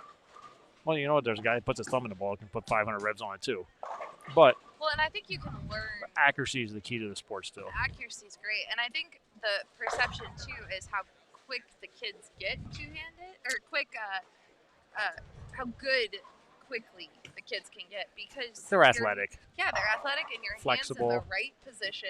Yeah, they're flexible. I mean, I think that's why you don't see. I mean, we saw Walter Ray, who has done some, shot 300 two hands, but when you watch his form athletically, it doesn't look very good. Yeah. And I'm not trying to pick on him, but if you watch the kids, they all look smooth. Yeah. It's so, and I feel like obviously now we're about 15, 20 years into this now, they just keep getting better because the coaching / you look at Jason Monty, he's evolved from when he was 18, 19, which he was still really good. Right. And he bowled the mega bucks with us, and he won the one time at the high roller. But if you look at his style then to now, he's a lot slower approach, less forward body lean. Yes. So these things, I mean, if you look at his logo, he had a lot of body lean. Watch him now. He doesn't lean much. His body doesn't move. Yeah. And it's the evolution of the game, right? And that's my point. So he's figured out how to evolve. So now he's become the model. Yes. Him and Kyle Troop, when I tell my kids, I go, those are the two to watch, particularly Kyle. I think Kyle bowls like a one-hander with two hands. Yeah. His body never moves. Yeah. Chris Fi's pretty good, too. Yeah. No, and Chris Fi, exactly. I know Chris very well. But, But like I said, there's YouTube makes amazing content. Amazing. So. Yeah, these kids are amazing. And that's what they watch. I mean, my son and these kids, they watch that more. I don't think if you asked them what a TV show was, they wouldn't even know. But that's Gary's joke. A few years ago, the kids would come up and ask us where the TV pair was. And, Gary being old school too, it's like, oh, we don't have a TV pair. And then it took him like 3 SYCs, and you realize, oh, their live stream is their TV. It's all about pair. live stream. Yeah, they don't. TV is YouTube to them. Like they don't know, and they've changed that too. I mean, these kids have changed everything. But we stream everything. Content. I mean, Packy makes a good living at making content.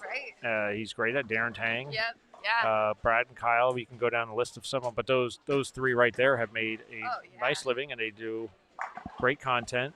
You have Inside Bowling, who does videos for coaching. Yep.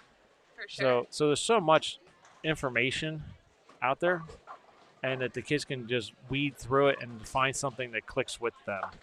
I mean, Thomas Carter over here, which you're not really going to see him on camera, I don't think, but he's from Rhode Island, and Thomas throws the ball great. He's from up at East Providence, where you've had the SYC many times. He bowls Nebas. Oh, that's cool. Yeah, so, and same with Kalen Cabral. Now Kalen puts his thumb in. He's over on lane 35. Okay. I'm just naming off some of the kids I know from the area, but yeah, I mean, and I watch like Kalen throw a ball with his thumb in, and I go, man, that kid throws it so good. Once he gets a little bigger in size, I don't want to be bowling Nebas then. I'll always bowl, but I mean, like, you see what the future is like, and like, better to keep winning now, and or at least competing at a high level, because there's Kalen just threw it on 35, but smooth as silk, young man with his thumb in there. And then, like I said, Thomas, solid, always solid, and it's, like I said, fun stuff. The kids are really fun to watch. It is, and that's why I enjoy like SYC is like, or even go on to like all the events. Like we flew down to Orlando just Christian bowled, but don't check it out. But yeah, I'm always just amazed when you go and you realize, man, the kids are so good in today's world of bowling. Yeah, and I think that's why you weekend. see the rookies win on tour. For sure. Like I've known Alex Horton for a long time. I think what's made the rookie class each year, and I think you're going to see this happen again, what's happened this past year, it'll just keep continuing because that group of kids like Alex and them pretty much only junior tournaments, I could say like PJBT in Pennsylvania, primarily only bowl on tougher patterns. And you see this throughout the country now. It's like kids, if they go to a tournament, you put out a house shot, they probably don't want to bowl. No, yeah. Well, when you said your house shots all on Sports Shot, I thought the same thing because when you ask these kids, they would pick Sports Shot over house shots. Yes. Every day of the week. Yeah, so I think when you see that, you realize that that's what doesn't shock me that 4 rookies or whatever won on tour this year so far. Because I feel like between college bowling, local, regional, whatever you want to call it, like a PJBT or any kind of DJBT here in New England, those events, and a lot of times, like particularly DJBT in this area, they make them impossible. Yeah. Is that the kids have their learning curve when they get on tour is a lot less. They're not like I went on tour when I was 19, 20, part time. It was like, whoa. Yeah. You know, because it's back before all that stuff. I mean, Right. when your local bowling center stripped the lane once a week. Right, I mean, and obviously it was a 10 to 10 shim down, run down the lane, but you had to go on tour to get your butt kicked to learn what to do. Yeah. Because even the regional level, back when I bowled, they just ran whatever the house ran, so it was a house shot. And once in a while we get a pattern. Yeah. And then finally, my second or third year with my card bowling the East regions, they finally hired a lane man, and I still remember this to this day. The lane guy did the lanes at at our first regional of the year, and I bowled some tour stops, got my butt kicked, came home, worked on standing in front of the bar, turn, things like that. Went back to the regional, and I led by like 200-300 pins. It was a crazy amount of pins in qualifying because they ran one of those patterns. Gotcha. Yeah. And I'm like, oh yeah, here we go. Yeah. But now think about it. It took me that to get to there. They get that every week. Yeah. They can go into a local bowling center and say, hey, can you run me SYC medium pattern? Right. Yeah. And the bowling center has this Atlas or Flex machine, and they push the button. The machine does that and goes over and continues running the house shot. 100%. Yeah. And those opportunities weren't there when I was a kid. And I just, like I said, I just think the progression will continue to be that these young bowlers that come along, they're not scared. No. They're not scared. And And they at the have same time, TV appearances early on too. Junior Gold and that's what I'm saying. USA Bowling, like all those opportunities are great. They bowl at a high stress level right away. Yeah. Which I think, and Eric from our junior program got the front 4 here. Nice. Is that they bowl at a high level already. Yeah. And they I feel like the pressure of them bowling compared to when I bowled JBT tournaments. Right. It's totally different, right? Oh, absolutely. Yeah. I feel like it's just a different animal. Yeah. All right, so the bowlers we are watching is we have Colton Adams, Jalen Hightower, Cody Beck-Jordan, Ryan Tarcio, Aaron Flink, and Matthew Wagner. And next door on 39 and 40, we have Kyle Yu, Brett Bates, Noah Magellan, Raiden Yu, Preston Botros, and Vinny Piccolo. So some local guys. Yeah, so Vinny was on, Christian and Vinny bowled USA Bowling together with Nolan, who ran DC, and What a Stevie. team. Yeah, Stevie Newton, yeah. Stevie Newton, and like Bobby, I can't think of Bobby's last name. He doesn't really bowl any of this stuff. Okay. So last year they finished the match before the show. They lost to the champions. So yeah, that was pretty cool. And so they qualify again this year. Now Vinny's aged out, but Vinny, Yeah. I watched Vinny. Parker bowled, and I say about Parker, when Christian was about 5 or 6, we went to Pennsylvania, and Parker bowled with Vinny in an adult junior tournament. Christian and I bowled, and I was like, this kid's gonna be pretty good. Yeah. You could Yeah, just I see it. remember little Vinny. Yeah, he was totally into it too. Oh, he loved it. Yeah, yeah. Yeah. That's the key. Like every once in a while, you'll find the kids that are just like you can see them absorbing everything, and you're like, okay. Oh, yeah. I wish that's what I hope my son would do. I think in his case where he's here almost every day. Yeah, right. He's absorbing it. He's just absorbing a lot of it. Yeah, I tell people like even here this morning I said that he needed more axis rotation on his ball. He needed more axis rotation on his ball, so he came back and I'm like, all right, let's try and just have like a conversation to see. Tell me if you know this. But what's axis rotation? He goes, oh, that's when my ball goes this way. I was like, yep, you're right. And why do we put axis rotation? He goes, so he knew it. I was like, okay, all right, we're paying attention. Yeah, yeah. I figured I figured I was having a teaching moment and I didn't need to. Yeah, that's fun. Nice spare. Oh, actually did make it with the backup ball. Well, that's we talked about the evolution, right? The backup ball. The backup ball, or let's take an axe or a mix and sand at like 360 or whatever they do, and I was gonna say a surprise. Like, who came up with this idea all of a sudden out of the blue to sand a mix? I have no idea. With like, I was watching it. Like, all right, the mix has been made now for 10 years. Yeah. And now suddenly we decide that it's okay that we sand it and throw it. Yeah. And I'm not saying it's not a bad idea. No. My point is, how did we come up with this like 5-10 years when we had less oil in the lane? Yeah, I know. Yeah, what was it? Was it the Masters? It was the Masters. Yeah, and I'm watching it. Well, I'm like, it was. Is that and then It started the U.S. Open. Spirals. It started the U.S. Open on the one pattern. Yeah. And then they get to the Masters, and now everybody's doing it to every brand. Yeah. And I'm just like, how did we? And I'm just like, all right. Did we miss something? Yeah. Like how did we go a 10-year gap of not? I'm not saying nobody ever did it, but now we got a whole field doing it. Right.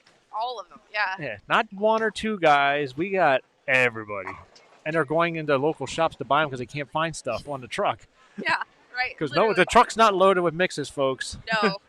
You're lucky if it has a case of them. Yeah. No. That was. Guys don't need to drill a new spare ball every week. They don't. Yeah. Like once a year, usually. Yeah. Something happens to it. Yeah, exactly. It better come back with a big gouge in it or something. Yeah. So I just found that to be like, remarkable. and I'm sure you're the same way, but I always think of like Steve Plemkin, who he's held on to a spare ball forever because it feels right. It's your putter. I don't play golf, but it's like I tell people all the time, it's your most important ball in your bag. Yeah.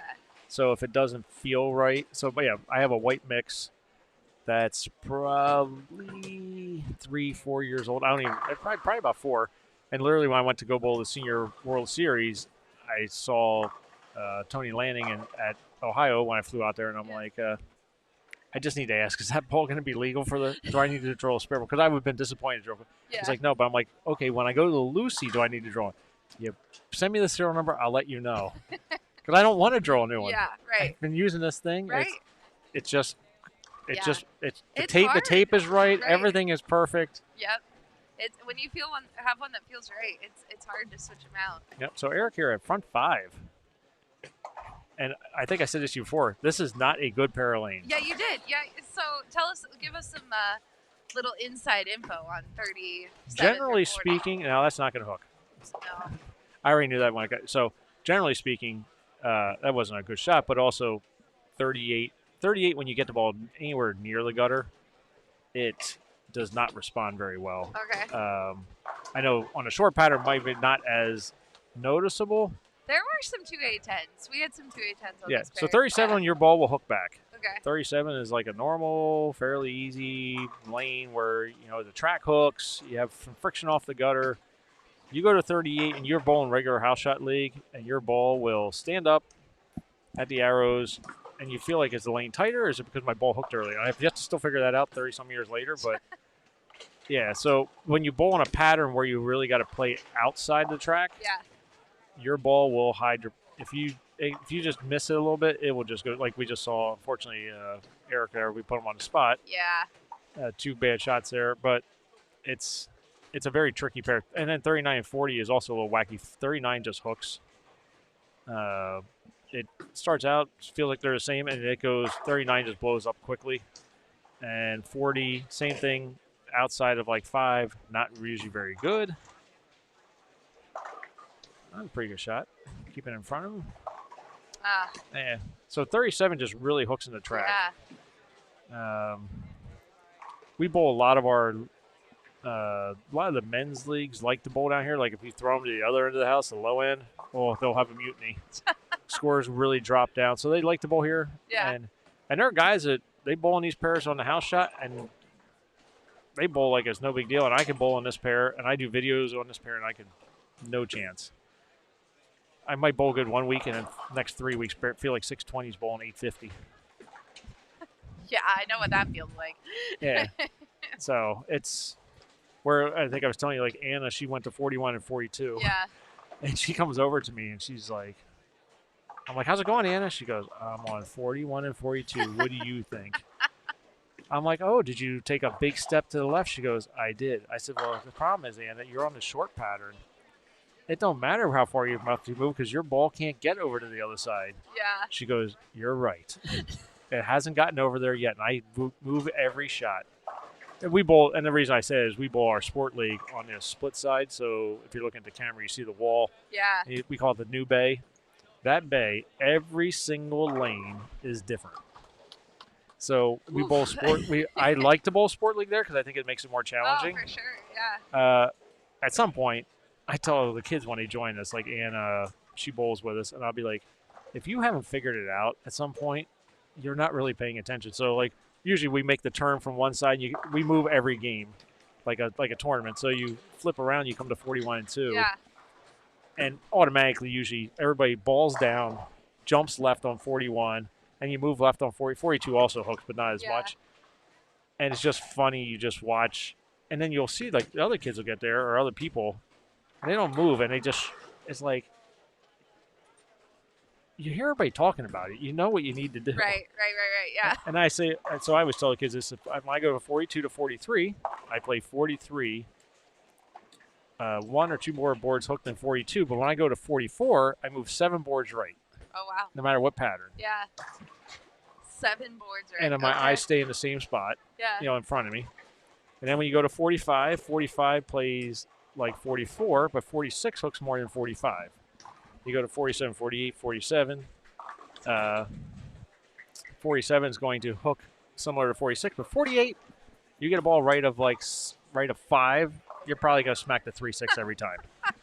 So kids, if you're listening and you bowled in the new bay. Yeah, so when you get to the new bay on the long pattern, good luck to you. You know, it's funny you say this because I was watching the long pattern yesterday in the new bay, and I'm like, this looks really hard. Yeah, it's going to be interesting. And the long pattern, I feel like on the low end, is going to be brutal too, because the back of the lane does not like to hook down like 1 to 20 something. So when Christian and Ariana were moving through, I had Ariana change balls when she got to 31 and 32 or over there, 29, 30. And she was throwing the concept, and I'm like, oh, throw your eye on Max Pearl. And she looked at me, and I go, so when we had a lunch break, they were at the house. I go, this is what you kids don't know, and we're trying to teach you is you came from the tightest part of the building. You worked your way to the most hooking part. At the same time, you followed the older kids who are blowing the lanes apart. Right.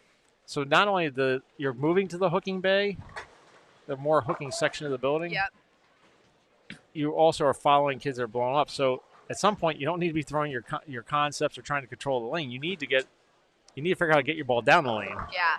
For sure. So it was interesting. She shot like a nice 2-something the last game. I'm like, this is the learning curve of bowling. I said, it's not you don't learn this in 3 years or whatever. Right. It takes a while. And once you think you got it, changes. It's part of learning a building and so many variables. Well, and I think the format comes up a lot. We like the SYC because it's 3 blocks. We don't do squads because squads would throw a whole different wrench in it. Like the integrity of it, just would be a mess. And then, unlike Junior Gold, when you go to Junior Gold, you bowl in your own division, your own gender, in one house, and that's it. This one's all mixed together. Oh, so yeah. The theory is, all of this is preparation for a tournament like that, right? Exactly. It should be, these are hard. Or more difficult, or sometimes you get an easy cross or an easy follow, but then hopefully when you go to Junior Gold, you're like, this is a piece of cake, right? Yeah. Yeah, I feel like whenever you look at the patterns, like when I looked at the medium one, we practiced on it on Thursday night. We had a junior clinic. So I'm like, we'll just run that pattern for the junior clinic. And I practiced on the medium one, and I felt like it hooked a lot. Yeah. Like between 15 and 10. Yeah. I would have personally I threw urethane almost like where Eric is. Okay. And I thought they were pretty good. On the long pattern, I was shocked that the long pattern, the track, and I can see by looking at the pattern now that I see it, the track, like if you got the ball right around like 8, 9, 10, and if enough people play there, it hooks instantly. So I felt on the long pattern, and Prather was watching me bowl, we both agreed, old school bowling, I like to call it, throw it over your left foot and keep it in front of you. And you play that little hold you guys created in the middle. Yeah. But going to the right is not good. Yeah, that's what I saw yesterday. So if you could keep it over your left foot, you actually could play that hook spot that was created in the track. And then you played the hook hold. Yeah. And I feel like that's sometimes a missing thing that I feel like kids always look for hook. They don't look for hold. Yes. We're old school bowlers, like myself. Yeah. We look for left. Right. A little bit of right, because I'm going to throw right anyway. Yeah. But where can I find hold and hook? Yeah. Because I don't want to rely. I always tell people I don't want to rely on the hook because the hook's going to be inconsistent. How do I get near the hook that I know when I have left, it's going to hold? And when I get it to the right, it's going to hook. But I don't want to rely on the hook every shot. Right. No, you're right. There are times you have to. Yes, there are times you have to rely on the hook. But so the long pattern, like I said, when we practiced on it, and I only bowled for a little bit, but I bowled after the kids had already bowled. Yeah. I felt like the pattern, when I tried to play inside of like 12, 13 and keep it in front of me, it went straight as an arrow. The ball smacked the 3-pin.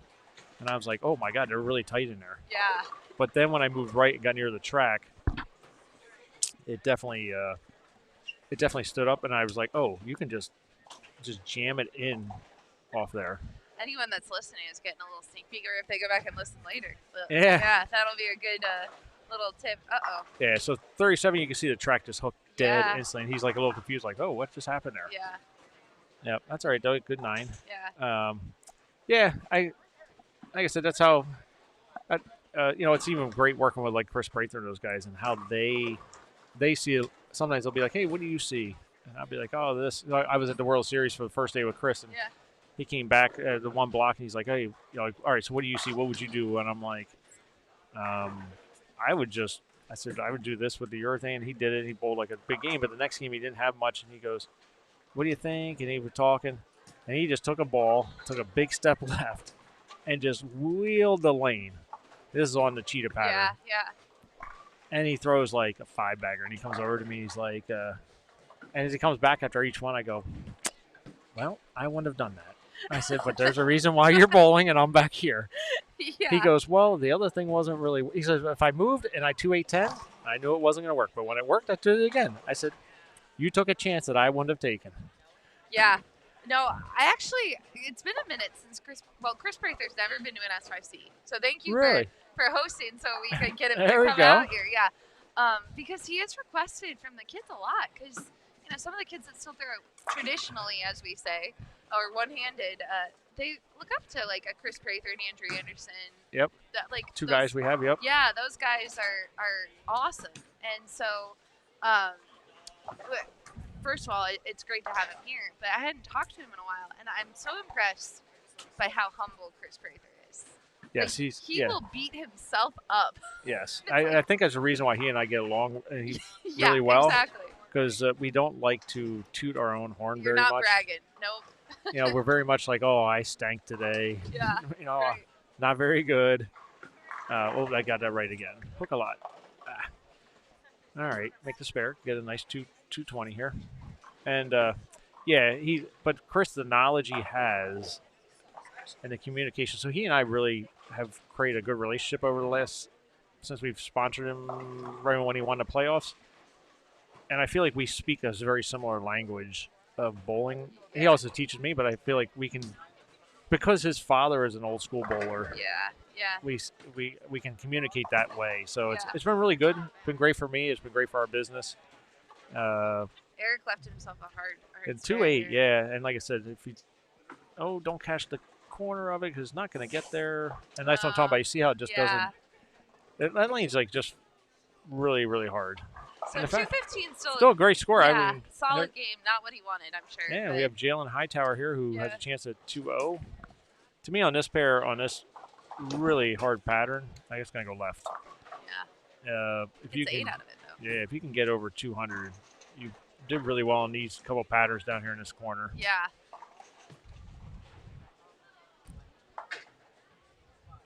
Nobody has any questions, right? No, I've been watching it.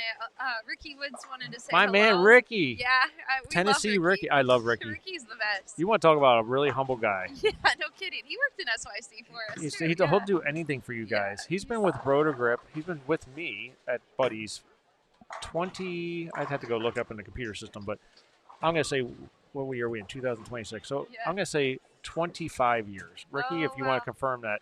He's been with us with drilling. Like, he flew here. First time I remember he flew, his wife did work for a Yeah. bank, and so they were in Okay. Stanford, and she had to do like a visit. Came up, fitted. We've been working with Ricky, and he had some health issues there a couple years ago. Yeah, But the nicest people. Love Ricky to death. yeah, they're awesome. So, great. I'm glad Yeah, to see yeah, Ricky's Ricky was in watching. there. Yeah, it doesn't look like we have anything else.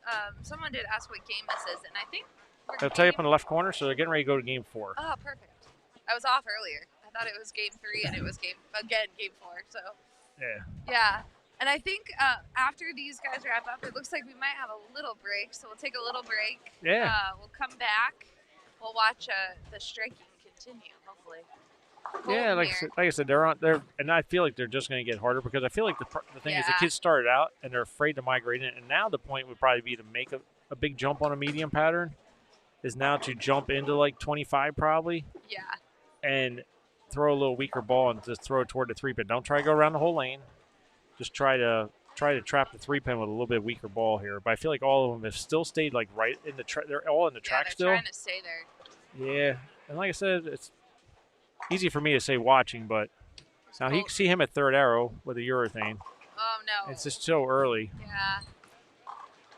That was rough because that was on a turkey. Yes. Yeah, he had a nice little run there. Yeah.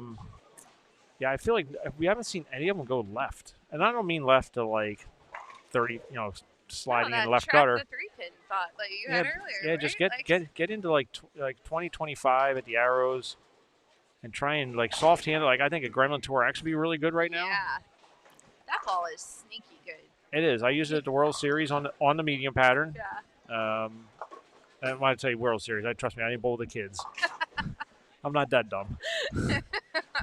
I mean, these kids are gonna be bowling out there. Yeah, soon, they'll be so, bowling yeah, with really. them. Yeah. I bowled the old guys one. Guys. Yeah. I don't know. Chris and I were talking about the PBA 50 tour though, because that's a tough tour out there. It is. It is. I when I go bowl those events, I don't bowl I don't have my card because that way Chris and I can bowl USBCs Sure, together. Yeah. To me, that's more important. I tell anybody when people, they go like even when I go bowl one stop, Yeah. pretty much everybody's like, "Oh, are you coming out more? We see you all year." To me, bowling USBCs is far more important than having my PBA card. I love bowling with Pack. So Packy's usually in the group. This year he's not, but he'll be back. So usually Packy and I are doubles partners. I get to bowl a team event with Prather. I want to bowl with my friends. I want to. Right. To me, that event, if I could ever win that, I've been lucky to be in the top 10 a few times. Yeah. If I could ever win, it would be a dream come true. Yeah. Yeah. And same with winning a PBA title of some sort. But that, I just love team bowling, that atmosphere, and it's that one time a year you have to get it right. Yep. I agree. Yeah. That's but- how it is for women's for us. I Yeah, get it. exactly. Yeah. So- yeah. So we went to I bowled Lightning Strikes last year, made the cut, and then this year I bowled the World Series. But Cool. yeah, bowling. I tell people I'm not dumb. Those guys, as Parker said to me one time, we didn't forget how to bowl. Meaning the guys that are great, and he's right. Yeah. You think you have improved, and I think I've improved a lot compared to what I was in my 30s. Right. But So did they. they did, and they also didn't forget all that stuff that won them 30-some titles, or Barnes, 20-some titles. Yeah. Tom Hess, I think, I remember Tom from the Mega Buck days, and he was awesome then. Yeah. So I think in his case, he's turned 50, and he obviously won the Masters pre-50, but Right. he's parlayed it into a great PBA career of the seniors. Yeah. Tom Adcock, 60-something years old. He throws it. His ball goes down the lane like he's 35. Agreed. And the nicest guy in the world on top of Yeah. it. I crossed with him on the last day on the Petraglia pattern, and nice guy. I've never bowled with him. I obviously know who he is, but just I wouldn't think he's 60. I know he's 60 something because I know he's in the 60 and over division there. But he throws a ball unbelievable. Yeah.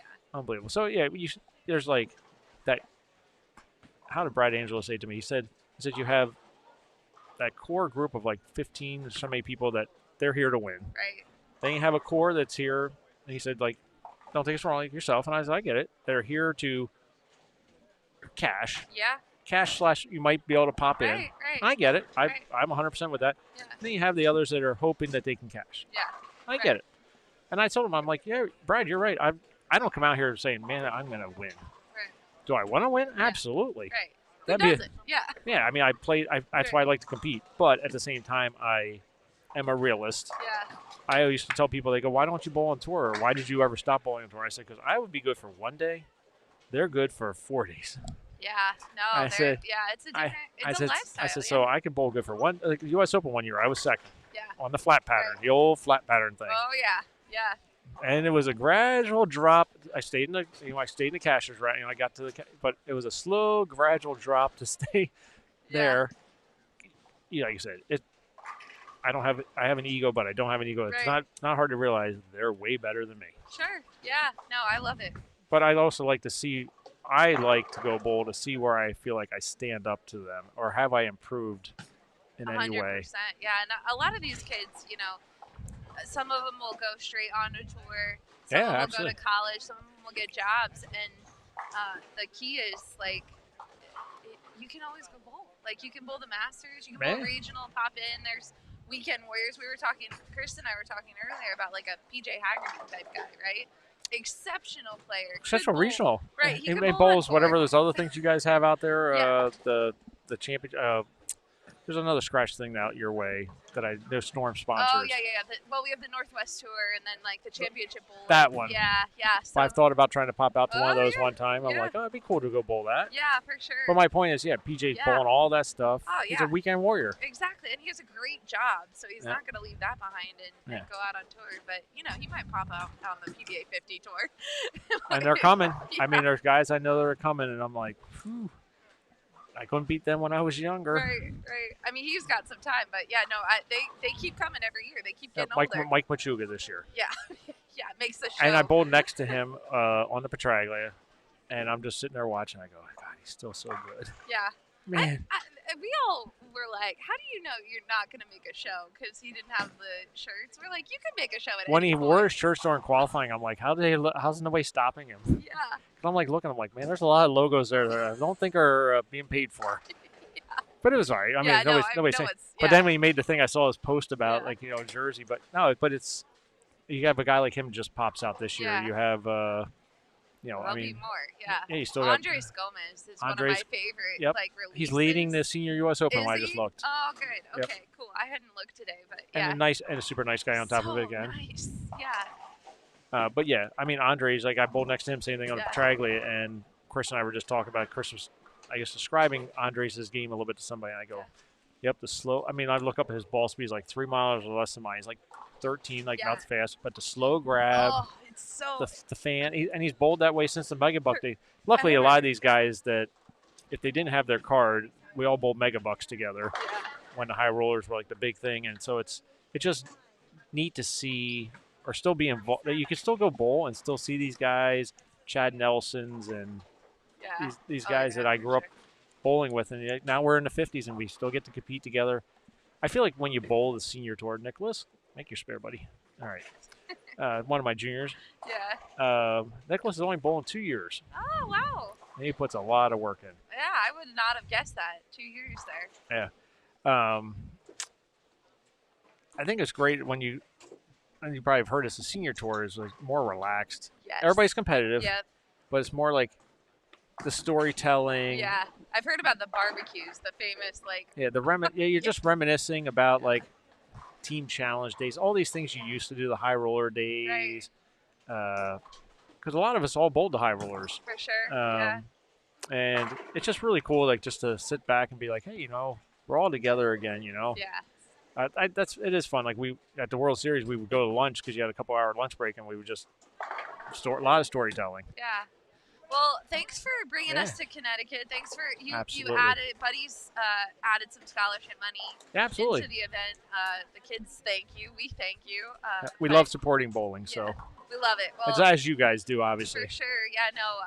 And if you're in the area or if you are looking for a new pro shop, Buddies. What's your buddies.com? Buddies Pro Shop? BuddiesProShop.com. Buddies The Pro place Shop.com. all bowlers shop. Look at you. I love it. All right, we're going to play a quick commercial from Buddies, and then we'll be thank right you. back. I think they should be here soon. So I'm going to sign off after this. Thank you very much for having me in. Yeah. And I do want to say thank you to Leanne and yourself and everybody, Mike Sinek, his wife, for coming here. Yeah. I love showcasing Nutmeg. It's beautiful. Actually, yeah. And I think we have a great facility, and just proud to be part of Storm Nation. Thank you very much for everything you guys do. Thanks for hanging out with us for the weekend. And your wife, thanks to her, she threw us a She party did amazing last night. yesterday. She did unreal. She did amazing. I didn't. Yeah. People kept the snack bar people and everybody be like, oh, they come in. I'm like, look, I'm not involved in this. This is her gig. Yeah. And I went out there at the end, and she killed it. She did kill it. We So thank you, have done it without her. Janine. Yeah. So all right, cool. We're gonna take a short break. We're gonna play a commercial, and we'll be back. Bowling equipment. Whether you're a recreational and league bowler, or all the way up to a highly competitive bowler, or even the professionals, everybody needs bowling equipment. Buddies Pro Shop recognizes that not everyone has an experienced local pro shop near them. Something that you trust, someone that you know is going to get the job done every time. That's where we step in. Buddies is dedicated to making sure that we have the most competitive prices in the industry, as well as offering you the option of having high-level, experienced professional drilling to your front door. Whether you're looking for tape, cleaner, shoes, balls, bags, chamois, and extremely reduced prices on equipment, Buddies Pro Shop has you covered. And if you decide to use our industry-leading professional drilling services, you'll have myself or this guy use precise measuring tools to ensure that your ball gets the care it needs. That way you have a precise and exact fit every single time. So if you're looking for the best prices in the industry, or maybe you just need to change your drilling game, come on down to Nutmeg Bowl in Fairfield, Connecticut. Or you can check us out, BuddiesProShop.com, the place that's here for you, the bowler.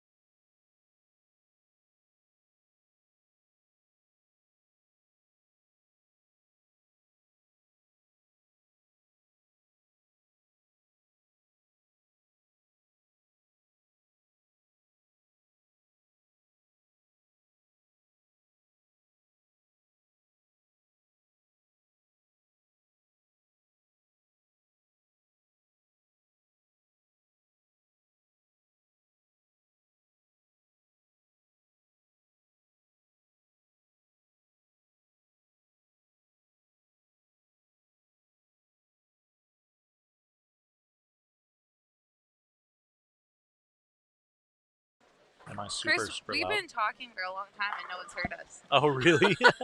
We've been having a great conversation back here, guys. we were muted the whole time. Oh, were we muted over there instead of over here? Oh, that's funny. It's great. Well, anyway, we talked about how my spare shooting was awful and things that I changed. We were running down a 241 from Louis Cloud. Like, you should have been there. Yeah. Sorry, guys. Hope you enjoyed all the commentary you didn't get. Oh, that was great. You know, I make one area a tournament, so that was it. Yeah, there you go. Done. All right. Oh, you still have the little peanut. I do. It's a little squishy. Someone left it, and I'm like, all right, I'll keep it. Was this yours? Nope. Did you leave it? No. Not me. Yeah, these squishy things. Have the guys out on tour have the squishy stress things yet? They have the like square. The Nitos yeah, or the whatever. Nitos or whatever. Yeah. I use a big old rice bucket. Ah. Yeah. Yeah, that's one of the things that I started doing to help strengthen my wrist and my forearm. Honestly, it's basically shoulder down in one workout because it's all resistance in the rice. And you can use sand if you want even more resistance, but for me, it's easy enough to do the rice workout. I follow a couple different YouTube videos, and it takes about 7 to 10 minutes. Huh. All right. All right. Well, what else do we need to cover? Well, we talked about all the bowlers. We introduced everyone. Yeah, we literally. We mentioned Trevor Mason. Yeah. We were talking about all their accolades with Trevor having 14. Yeah, 14 SYC titles, which, you know, we talked about this a lot over the years because sometimes we'll get comments on the champions photo because people like to comment. I don't know if you knew this. But no clue. They comment and say, like, oh, the same kids win every time. But what I like to remind people are, they're going to different cities. Yeah. Different bowling centers most of the time. Yeah, we do revisit like Vegas, South Point. We'll go there, National Bowling Stadium, Myrtle Beach. But other than that, all new centers, different patterns. Yeah. Like it's tough to win. There's also a reason that those kids are consistently winning is because they're consistent across multiple pairs and multiple patterns. They've worked their butts off. They've learned from their mistakes, and I think that whether they know it or not, right? Like what we were talking about earlier with the availability of knowledge, right? Yeah. I think that being able to manage yourself through the transition and all the different changes that happen in a block is one of the toughest parts of bowling because it's just a guess, right? So if you're able to bowl on all these different patterns and all these different centers and be successful, then you're managing the transition better than everybody else in the building. And that should not be looked down on. That should be applauded. Right? You would think. So, and then you have tournaments like this, which do reward consistency. Team trials, junior gold, like all of those. I should say junior gold until you get to match play, because then, you know, when you throw a match play, anything can happen. Yep. But, well, I just put up the scores. U15 boys, which is what we're watching. Abe Monosmith, who's to the left, who was on a 279 pace, I think. Yep. He has bowled 232, 217, 257. Yeah, as we mentioned it, I believe he wrapped a 7-pin. Oh, that's the black cloud effect. You're welcome. Yeah, but he's still got 250 out there. Yeah. We didn't hurt him that bad. Yeah, it was fine. He still threw it good. Another consistent, Dawson Witt, 223, 220, 215. Mm-hmm. So those are our top two right now. Tyler Anderson's up there. He's plus 50. Aaron Odajebe, plus 39. And then Louis Cloud, who had the 241, he was in 5th. He had a rough start, but then he went 250, 214 for plus 30. Yeah, so he's going to be 70 over with a game to go. I would take that. Absolutely. Looks like Trevor Mason does need a good game here. He's had a little bit of a rough block. Yeah, he had 130 the second game. Yeah. All right, so let's take a peek at U18 boys on the mediums specifically. Kai Struthers is killing it. 253 average. Wow. Yeah. Jonathan Duran, who's local here, 237 average. He's a lefty. Hayden Mitchell, 237 average. look at MJ, 245, 231, 213. There's some big scores out Oh, yeah. here. There's 6, 7, 8, 9, Oh, geez. 10, 11 bowlers that have had Yeah. 200 or more every game. Man. And that's just in the top 20. Yeah, that's amazing. Yeah. Let's look at total for U18. So Kai has pulled into the lead. Yep. Ben Linares pulled in onto second right now. And he's leading by a lot, too. He is leading by a lot, yeah. And Jonathan Durand averaging 229. Look at these averages. Yeah, Jeez. I would not have guessed that the scores would have been that high. Yeah, short pattern surprised us. That was the highest scoring short. But we need to look at our stats, but we believe it was the highest scoring short pattern in recent memory. Yeah, are all the patterns typically around the 3-to-1 ratio? Yeah, Yeah. usually. Now, I could sneak preview everyone. We have been talking to KEGEL because currently KEGEL creates a new pattern for every single tournament. Sure. But there's just not that much, there's Right. not that much variation in patterns. So we actually are looking at next year going to a consistent short, medium, and long pattern that we take to every center. Yeah. Just to make it a little, it's just tough, right? There's, we've heard sometimes the short pattern can be too easy in some houses or. Sure. So, yeah.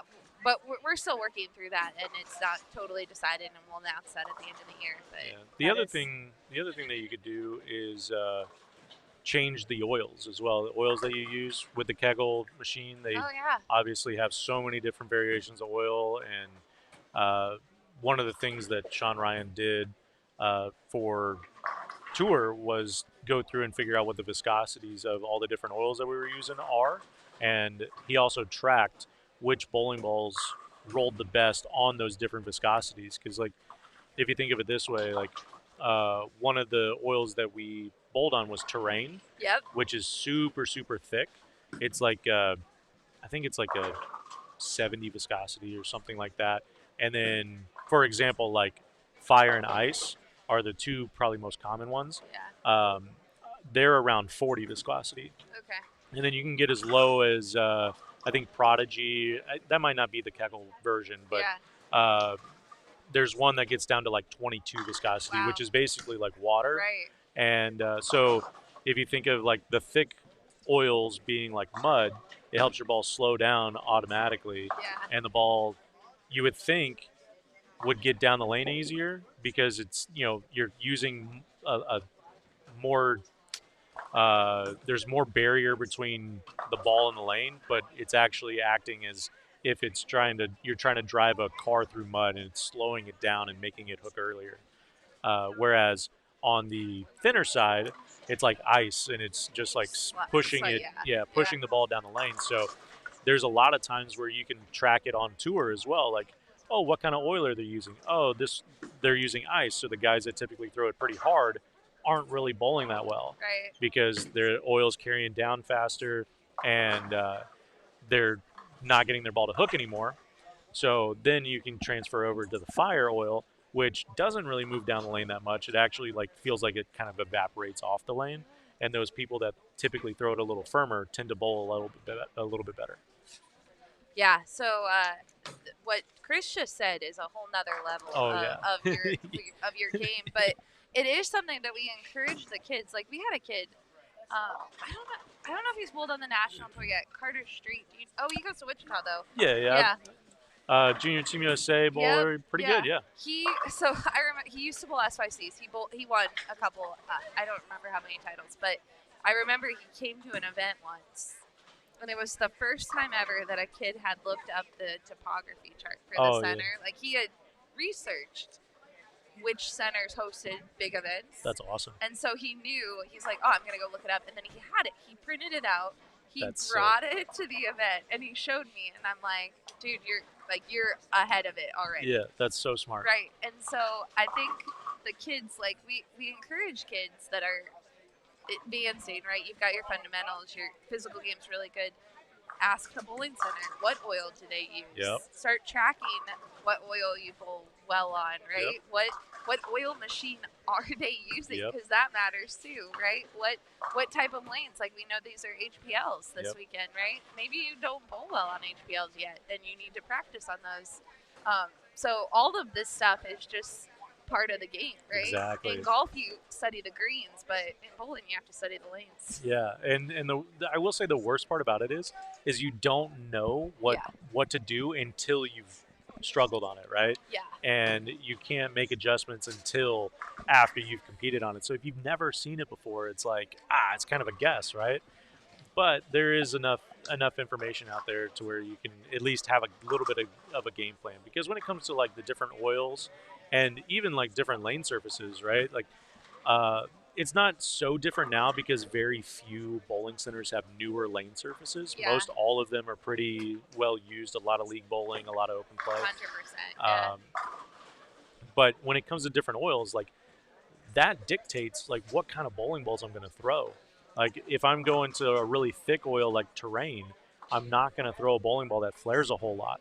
It doesn't matter if it's 35 mils of oil. Like, sure, that's going to allow me to use a little bit stronger bowling balls, but I'm typically going to try to get bowling balls that don't flare a lot, so that way it's not immediately digging into the lane.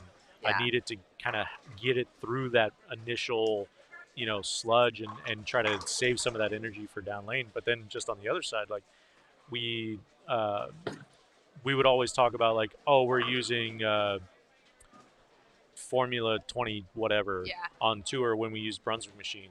And we'd be like, okay, time to get out the balls that have the nano cover stocks, the stuff that really grips the lane because we need it to slow down. Yeah.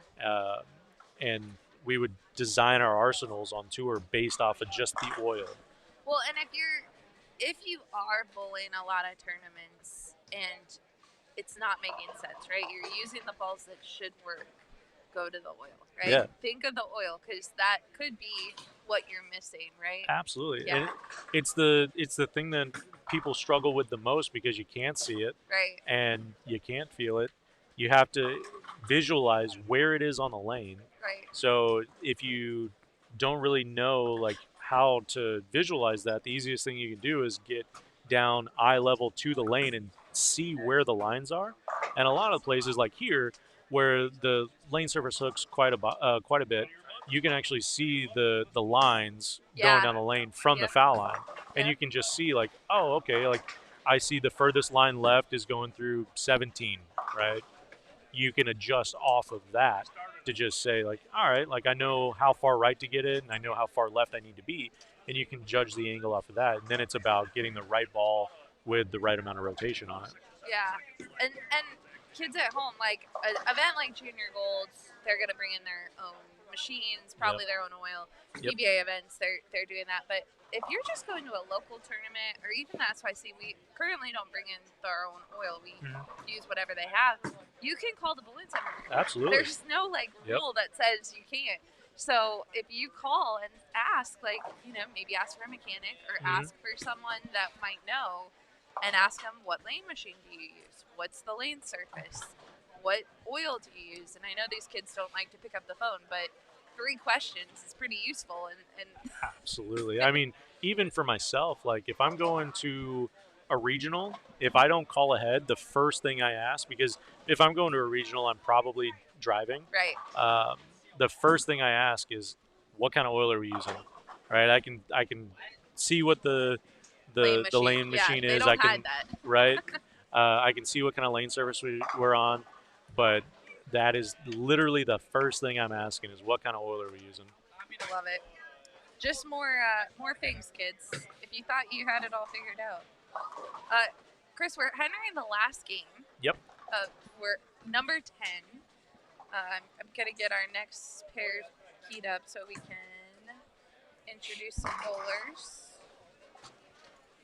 So it looks like on 39 and 40, we have Alex Adams, Justin Arenas, Owen Bushway, Theo Trundle, Leo Racine, and Jacob Tirado. All right. And then we'll probably have a little gap on our 37 and 38 pair. Maybe not. Oh, yeah. Yeah, we will. quick one though. They're in Yeah, the just a 10th little grade. bit. Yeah, They just finished over there. they're striking. They're like, we want to get out of here. It's dinner time. I'm ready to eat too. Yeah, these kids, like, some of them haven't bowled 10 games in a day ever. If it's your first Yeah. event, and that's a lot. It's a lot of mental competition. And my metabolism is a lot slower now than it was when I was a kid. Yeah. I couldn't imagine waking up early in the morning, bowling 5 games, going to lunch, coming back, bowling 5 more at this high of a level with this much competition. Like, I would have been ingesting like 3,000, 3,500 calories a day just to like try to feel like I keep my energy up. Yeah. Yeah. Well, and you see kids kind of snacking between Oh, yeah. those granola bars. And The parents with the little the fruit trays and the little snack packs and stuff. Yeah. I love it. yeah. Yeah, and it is a healthy balance. Bowling centers, we understand the cafe is important, but we need the cafes to start selling fruit. Let's get them. That is one of the things that I've a lot of the tour stops that we've been going to now. Some of the newer bowling centers are selling and offering better options. Like Yeah. most everywhere, you can get like a grilled chicken wrap Yeah. or at least something that isn't like a super greasy cheeseburger or anything like that. Like Yeah. it's at least something that's not going to feel heavy on the stomach Right. and you feel Slow. Yeah, Or like- the sugar spikes. Right. That's what you really want to avoid. too. yeah. Yeah. So there's at least options, but we also it's also difficult in a bowling center it's not a restaurant. No. Right. Yeah. It's not designed to be Right. somewhere that you can have like the healthiest meal Right. out there, but you can at least get an option of something that's not 1,500 Chicken tenders. yeah 1,500 calories just by itself. Yeah. And I do love, one of my favorite meals is just some bowling center chicken tenders. They're the best, aren't they? Oh my god, they are so good. I really like the grilled cheeses too, but Yep. again, not super conducive to the. But we had chicken wraps for lunch. We did Yeah. the grilled chicken wraps, and they were delicious. So Yeah. there are some options, and their breakfast options are great too. I did appreciate that for the kids. And that's another thing that like my generation didn't really do. Is there's obviously a handful of them where like Chris Vi, Yeah. Marshall, Kent, like guys that really wanted to take care of themselves and eat fairly well. Like I Right. think Chris works out enough to where like he can eat whatever he wants and it doesn't matter. Right. But the kids nowadays are taking better care of their bodies. They're working Protein, out. yeah. They're tracking a lot of that because they understand that like I have to be physically well so that way I can perform at my best. Correct. Yeah. Yeah, because we talked earlier about how much the game has changed, but that's a big way the game has changed. It's all speed and power. And Right. You have to be in shape to do that. You have to be physically fit to be able to do it. And even like, you can look at like I would consider myself slightly overweight for like my size. But even like if you look at guys from like the 90s, I'm 5'10" and I'm 195 pounds. Like there was a lot of guys back in the day that were 5'10" and 250. 100%. Right. Yeah. Right. Yeah, you watch some of the old TV shows. And Right. It's just not the same. Yeah. But and I think that your generation really did, like, yourself and Chris, and you guys started it, right? Yeah. Like they were the ones that weren't hanging out in the bars after bowling. You were going to the gym and And eating healthy. And, I think really what it was is we started seeing all of the people that we looked up to starting to get like injured and they couldn't bowl. Right. They started moving a lot slower and in my head I'm like I want to be able to bowl for as long as I possibly can at a high level. And I just love seeing that the kids in today's game are treating it as if it's any other sport. They do the training, they do the physical training really, and they're also focusing on the mental side of it. For sure, yeah. Yeah, when we do the evolution Zoom calls, they're always asking like, what should we do to work out? Like, which is great because when you're a kid, just getting in the gym is key, right? Yeah. And learning to stretch. Like that was the one thing that I'm not sure that we learned all that well was the stretching either. Yeah. Like dynamic stretching, like jumping jacks before the tournament start. I don't see a lot of kids doing it, but every once in a while you will see a group that start doing their dynamic stretching just to get warmed up because that helps you. I heard someone saying earlier, like instead of feeling warm halfway through practice, they're ready to go immediately, which is key. And that I've actually changed that about myself. Is I'll get to the bowling center an extra 20 minutes early, or if I wake up early enough. I love my sleep. I will admit, I love sleeping. Yeah.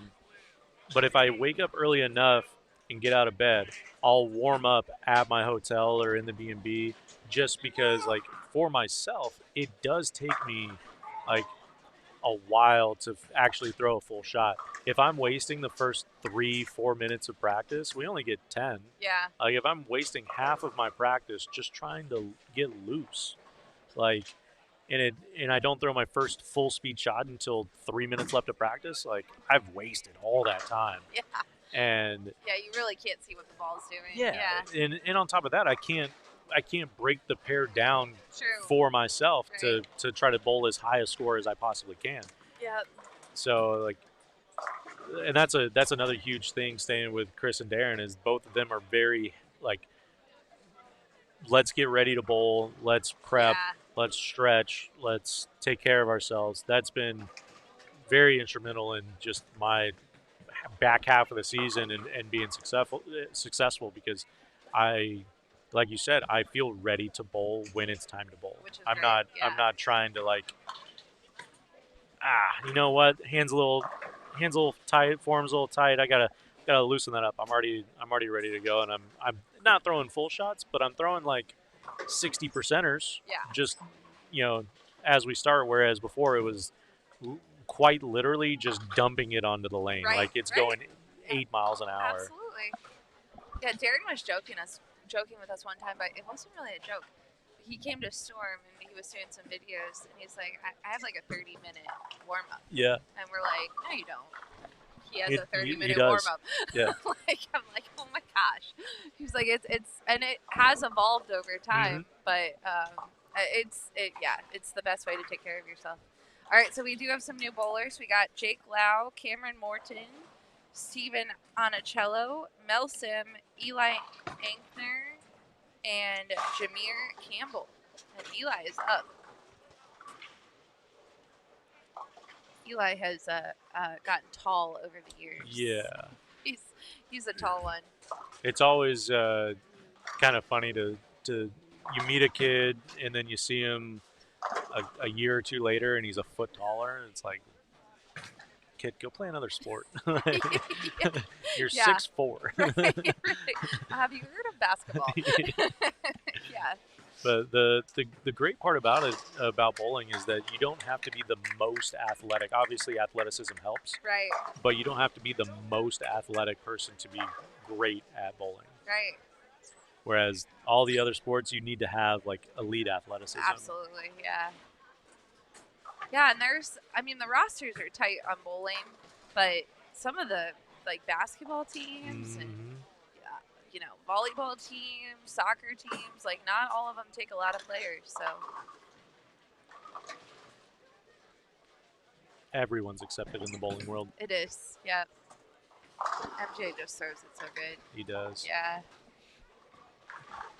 The thing that I like about MJ is he is very willing to ask questions. Yes. He showed up to the Q&A, and the last time that I was here, we did a little Q&A, and he asked questions then as well. Yeah.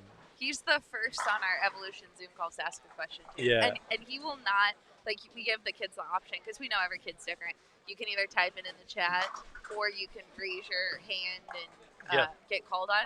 He 100% of the time will raise his hand and then ask the question in person, right. which is, I think it's cool. Yeah. That is awesome. Yeah. And I love asking questions. That's if I don't know something, I'm going to find somebody that I think knows the answer. And if they don't know, then I'm going to ask somebody else.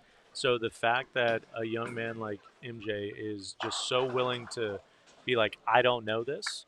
I'm not going to allow ego or anything to get in the way. I'm going to figure out what the answer is very, very impressive. So for sure. anytime I see him bowling well, I'm like, yeah, you deserve it because you're willing to learn and you're going out of your way to figure it out. For sure, yeah.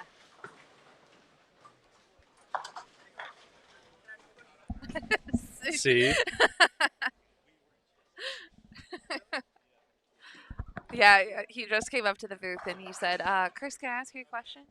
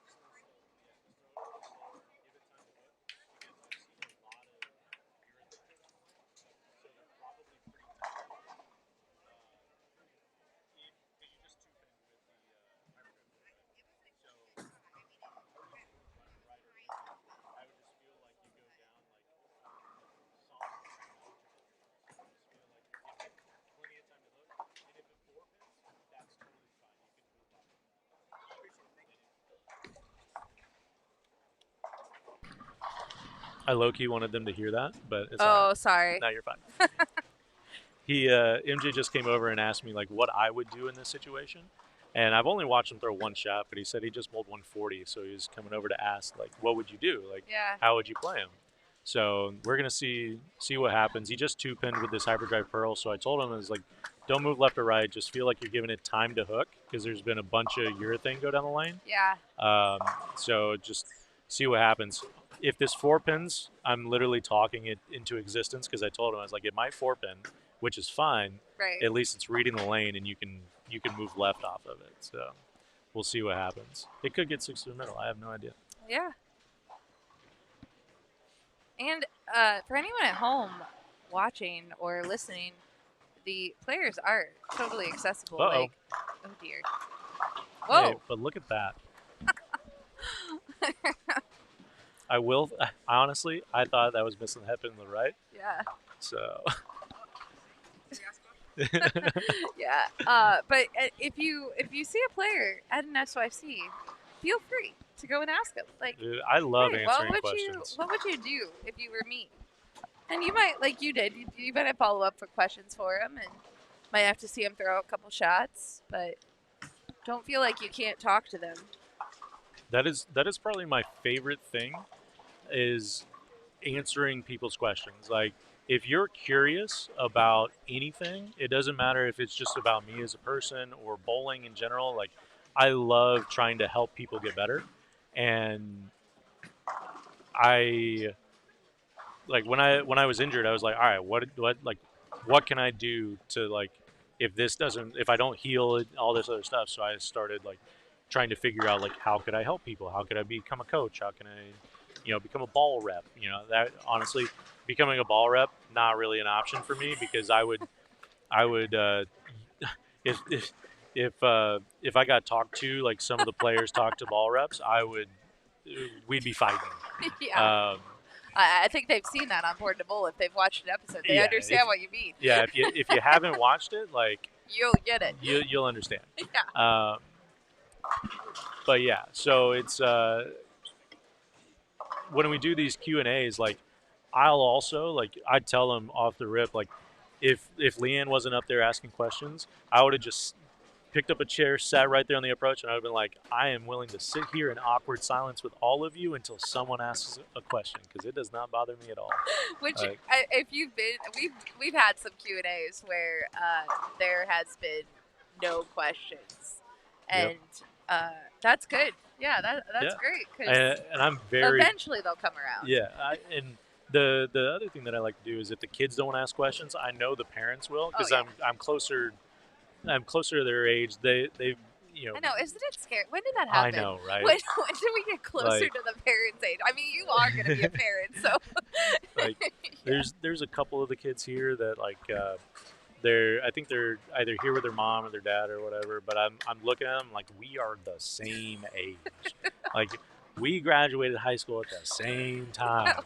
Yeah, I know. I hear you. It's rough. Yep. So it's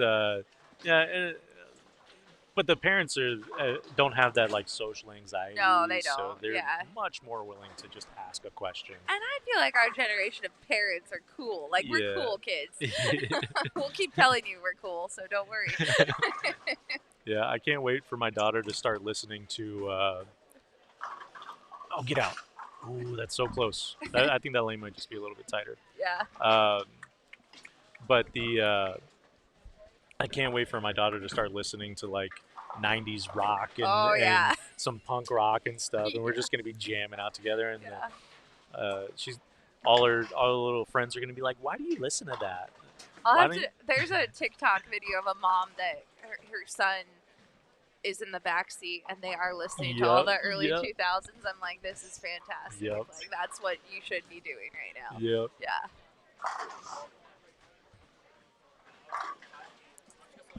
How funny is that? It's insane. How funny. We literally just started talking about MJ asking questions. He comes over here. Right. I mean, it's so MJ though. Yeah, it really is. Like, and he's one of those kids. Like, he's an open book. Yep. Like, he really will absorb everything, which is what you want a kid to do. Yep. And it's just it's refreshing. Yeah, it really is. For like sure. if I find it when I was a kid, like you didn't want to be like anybody else. You wanted to be your own person and everything like that. Like if you were to if I could tell every kid listening and every kid here to take something from someone else, ask questions like MJ. That is because you don't know if you don't ask, right? It doesn't matter what it is. A bowling ball, an autograph, help. Like, I don't think I could keep up, but if every kid in here asked me for help, I would go and I would watch them bowl and I would do my best to help them. Yeah. Just because they had the willingness to ask for help. I love that. And they might not even need the help. They just might want it. Yeah. Right? I think sometimes the kids are, like, they're both shy and I think they're afraid to ask questions sometimes. Like, they think they should know more. At least when I was a kid, I always thought I should know more than I did know. And, like, looking back on it, I'm like, I was exactly where I needed to be. And I didn't appreciate, like, oh, this is my time to learn, right? Like, everyone's at their own pace. And if you don't know things, this is the time to learn it. So, yeah. Don't feel like you should be further along and you don't want to ask a question, because probably someone in the room has the same question. Yeah, exactly. Well, we have 2 flat dimes here by MJ. And what are you gonna do next?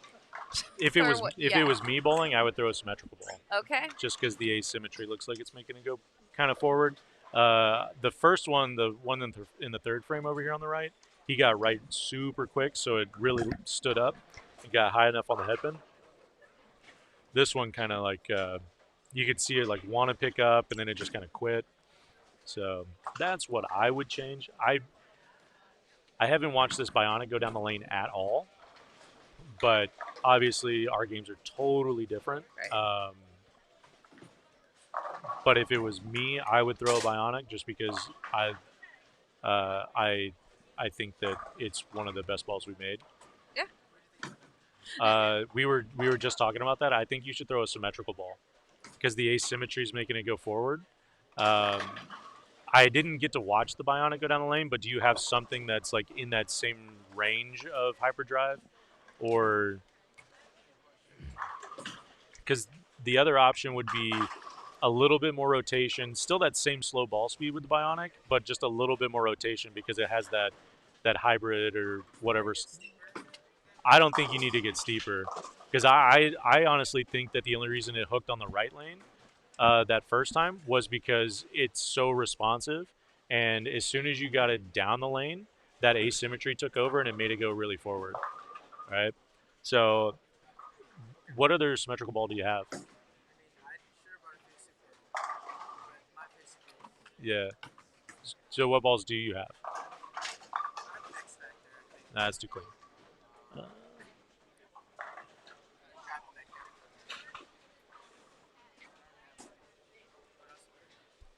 I would love to see that Bionic with just a little bit more axis rotation in that. Yeah, just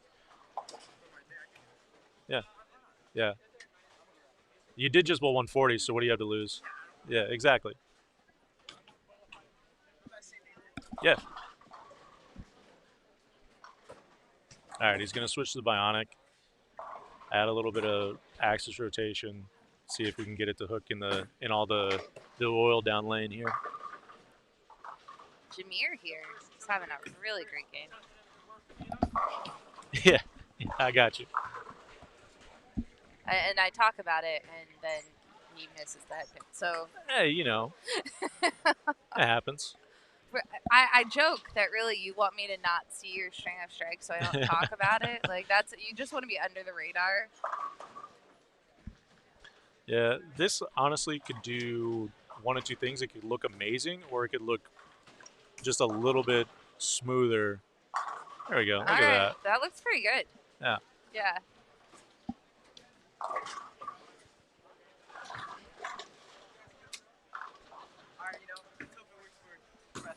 Yeah, I mean, if anything, because there's so much oil down the lane, your miss is probably going to be a flat 10.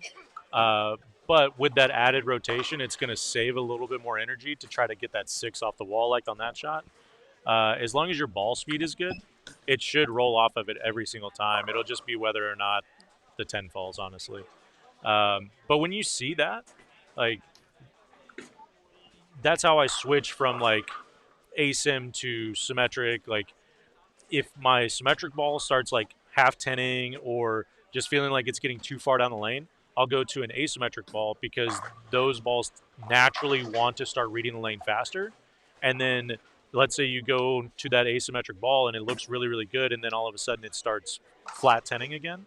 I can go back to a symmetric ball because the symmetric balls are naturally going to want to continue to hook more. The asymmetries want to go forward. So you can easily go back and forth. Yeah, exactly. But you have to know what to look for. So if I were to go back and go symmetric, That's similar to the Hyperdrive Pearl or just any of them? Okay. You already have a Phase 2 Pearl. I personally like Rockstar Amped a little bit more, just because it has a little bit quicker cover to it. The other thing that you could do that you and the rest of the people listening right now are going to hear, the thing that's like sneaky good is you take a Bionic. How strong is that Bionic drilled? Yeah. So drill one like 5 1/4, and I would do like a 5 1/4, and then like a 2 maybe 1.75" buffer from your valve. Hit it with 500 and then put compound on top of it. It'll hook 7 more than that one down lane. Okay, and then that'll be your symmetric pearl. I got you. I love it. Sneaky advice. Yeah, that is one of my favorite things to do on like those hybrid solid cover stocks because it makes them roll like a completely different ball that it's just something that I've learned over the couple years on tour. The Bionic is a really good call. I mean, you guys loved it out on tour. I don't like. I've never been one of those guys that's like ball of the year or anything like that. But Bionic is ball of the year for me because it feels like a phase 2 from like 2017. Yeah. Right. Yeah. Yeah. I drilled one and I was like, oh, I love this. Wow. Nice. Right. Here we go. You can see like it's super, super tight down lane, but had he thrown that asymmetric ball, it would have just flat 10 again because it's getting so forward. Yeah, it was a little spinny, but that's the difference right there. Like if you would have thrown an asim ball, you probably would have missed the headpin. Yeah, it wouldn't have continued to hook. So, yeah, you got it.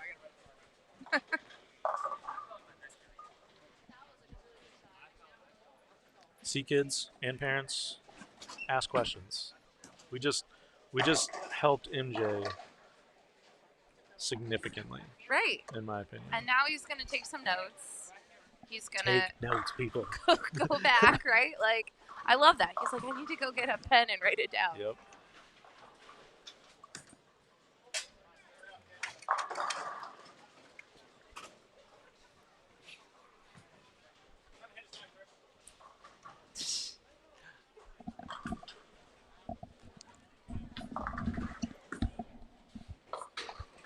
All right, so for those watching, we have about 3 frames left, four frames on this pair. Yeah. We will be wrapping up today, but we have 5 more games tomorrow morning before we can crown a Connecticut champion, the first ever Connecticut champions. We've never been to Connecticut. Right. So we'll do that in the morning, but and I think we start at 10 a.m. We give the parents a little extra hour tomorrow. People have to check out of their hotel rooms. Oh, yeah. There's all kinds of Yep. travel. You know, it is Memorial Day weekend, so some are taking the Monday, but still Yep. some are driving tomorrow night. So we do want to thank the families for choosing to spend the weekend at the SYC. This brother's even got a whole notebook. All right. Look, it's an SYC notebook. We give them notebooks, Yeah. hoping they'll take notes.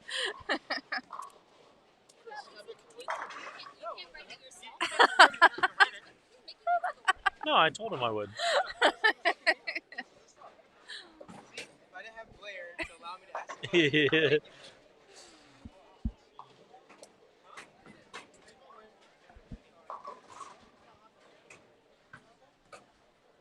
so how'd you find out that Bionic was what you had to do? It was just an experiment.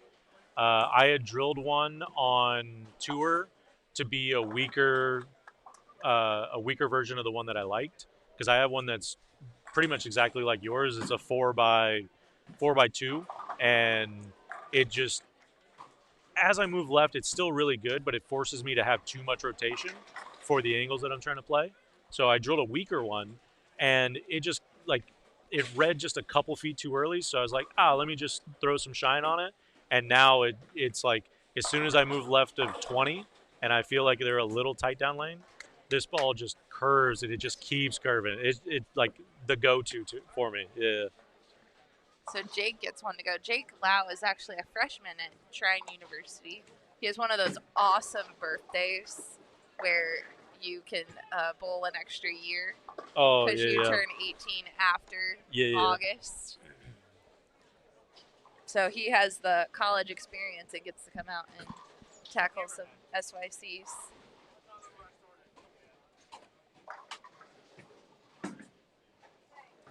Shrine is where Hope Gramley went to coach. Mm-hmm.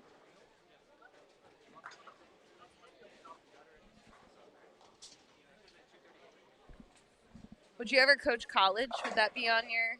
I know it's tough because you're still competing. Like the PBA tour doesn't really work schedule wise currently.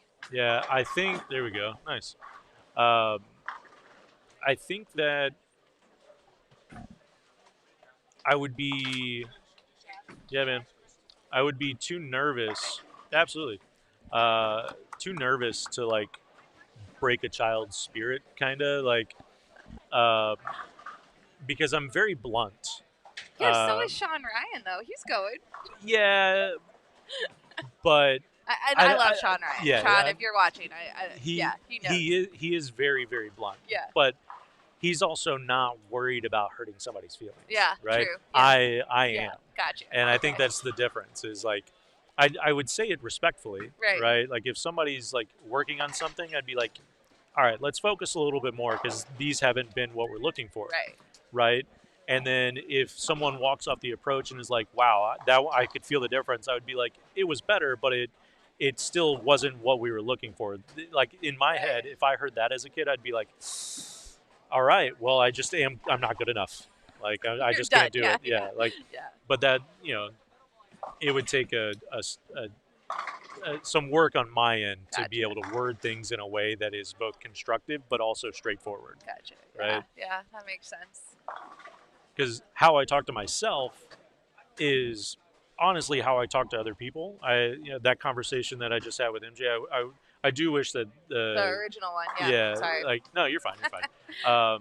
Because it was me asking like, what ball are you throwing? What other balls do you have? Right. This is my suggestion. Right. And to me, that builds confidence of like, this is the reason I'm suggesting it. And it allows people to just go through and be like, you know what? I believe that this is going to work. When you believe in it, it's a lot easier for people to throw really, really good shots. But it's also a testament. That was awesome. Yeah. It's also a testament to MJ's ability to be able to be like, oh, I understand what he's saying and I can go and do it. Right. Well, and for him, like, yeah, you told him something. He went up, he struck. You didn't think it was a good shot. I don't think he probably didn't think it was a good shot either. He played it off, right? Yeah. Then he had 2 additional shots that were 9s. He could have kept going. Yeah. But he came back. He's like, what did you think? And then he made the change, and now he's got a 4-bagger. Exactly. Like, all of those are decisions. And it's progressively looked better because he's believing in it more. Right. But yeah, I've thought about coaching college. And in my opinion, at the college level, it is about coaching the individuals, but it's also about managing the emotions of everyone all at the same time. Yeah. And I really don't know if I'm the type of person that could do that. Right. I really enjoy coming out in my role as I am now, where I can do some clinics and I can help people get better and provide information. But when I would, like the thought of having a dozen or 24 people really relying on me for them to perform and get better and leading the cause, I don't know if I could personally do that. All right, that's fair. I was not joking, but I was saying how impressed I was earlier. I'm like, you're so humble. Like, I love it. And it's like, really like I wasn't always this way. It took years of beating, like getting beat on tour for me to be like, all right, I'm not that guy. Like I am sometimes, but not all the time. Yeah. And like I was saying earlier, like I don't see a whole lot of ego out here. Right. And even from the people that are consistently winning, like these kids are like understanding that I've earned this victory, but that doesn't guarantee me the next one. Right. Yeah. Yeah, it's cool.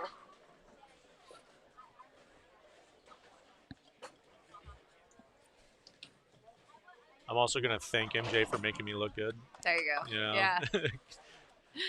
Because he came over. I don't know if anybody in the chat picked it up, but he came over and was talking about it being all ball rep, and I can guarantee you it is not at all. It is.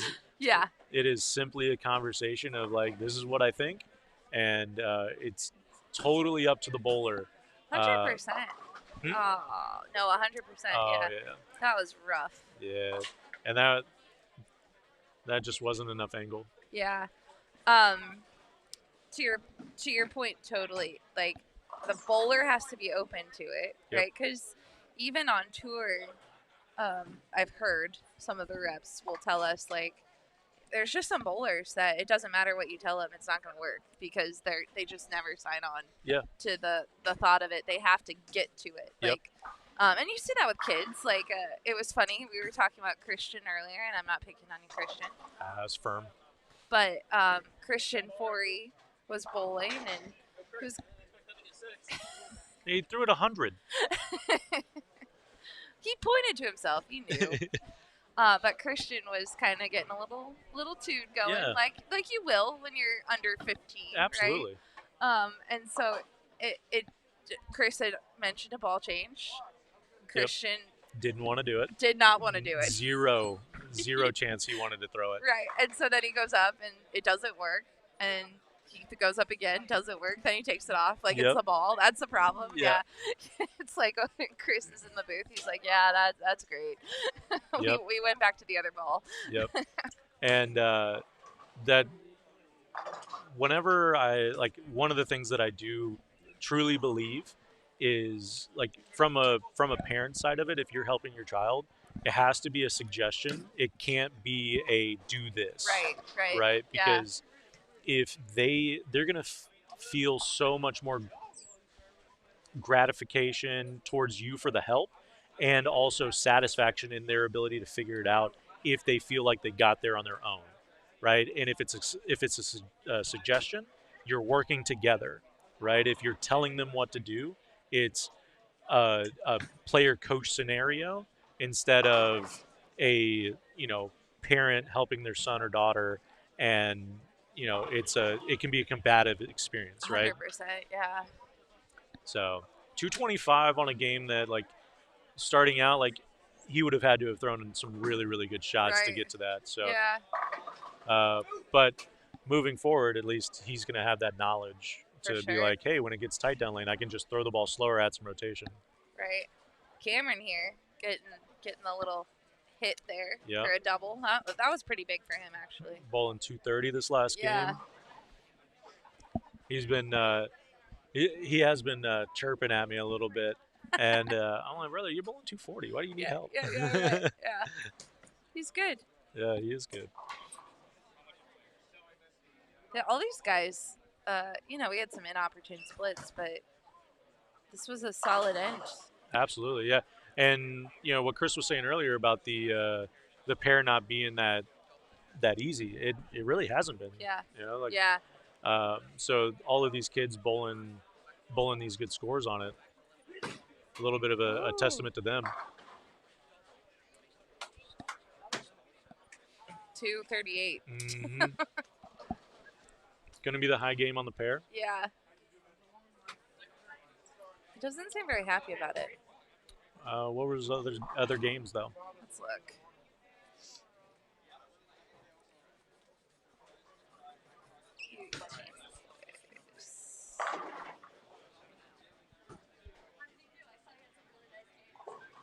Uh, 181, 212, 192, 171. Yeah. So he'll finish 4 under on the day, or 5 under, which is a good comeback. Yeah. Let's see what he's at total. He was plus 29 overall. Yeah, so he'll be 25 over going into the last block tomorrow. So still an opportunity to bowl well. Yeah. Well, you haven't been here, so you don't know our special Sunday. I don't. Okay, so Sunday, you'll like this. Okay. I think you'll like this. PBA Junior, we've worked with them for a couple years, and they wanted to add a scholarship, and our scholarship is based on overall totals. Okay. So even if you medal, you're not necessarily guaranteed a scholarship. Sunday morning, we have the PBA Never Give Up scholarship. So the high bowler in each division is given a scholarship, no matter how you bowl. So you could have really bad short, really bad medium, have a great gold, and still take home some scholarship money. So it's trying to teach the kids, hey, you could have a bad tournament, but come out and still try on Sunday, right? And we've had kids that have had a rough couple days, and they come and bowl great. Yeah, that's awesome. I love that, because realistically, they are bowling 3 separate tournaments. Yeah. And now they're bowling 4. Right. So it's like, even if you're terrible on short, like when I was a kid, it would be hard pressed for me to if I didn't win on something shorter than 38 feet, I would be really disappointed in myself. But if I cashed in something over 42 feet, I would be like, oh my God, like that was such a great day. Right. And so like for me, the long patterns were the real struggle. And so anytime that you have something like that where it's like, hey, you still have the opportunity to earn something. Like, I think it's a good way to keep kids involved for the entire weekend and not just be like, oh, my first, I had 100 under the first block. Like, I'm done. Out. Yeah, I'm done. Yeah. No, you're not. You still got time. So, well, Chris, thanks so much for spending the weekend with us. You'll be back again tomorrow morning. Yep. We'll get you in the booth for a couple games, and we'll get to crown some champions. I'm super excited for it. And honestly, if I was in the booth for the entire time, I'd be totally fine with that. All right, cool. I could talk to you the entire time. You have a guaranteed seat for 5 games. Perfect. That is exactly what I want. I need the seat. Good deal. My old knees are hurting. All right, folks, we'll see you tomorrow at 10 a.m. And parents, if you're watching it back, we appreciate you spending the weekend with us too, and happy Memorial Day. Yeah, happy Memorial Day. We'll see you later. You've been watching the 2026 SYC Connecticut. The SYC Connecticut would not be possible without the generous donations from our sponsors: Storm Bowling, Cool Wick, PBA Junior, KEGEL, Turbo 2-in-1 Grips, 3G Shoes, Ray's Eyewear, Ballard's Bowling Academy, Master Industries, Quality Respite and Home Care, and by TD Transportation. Special thanks to the official scoring system of the Storm Youth Championships, Bowlmetrics. The preceding was produced exclusively by Storm Bowling. For more information on upcoming events and more, please visit stormbowling.com. Once again, thanks for watching.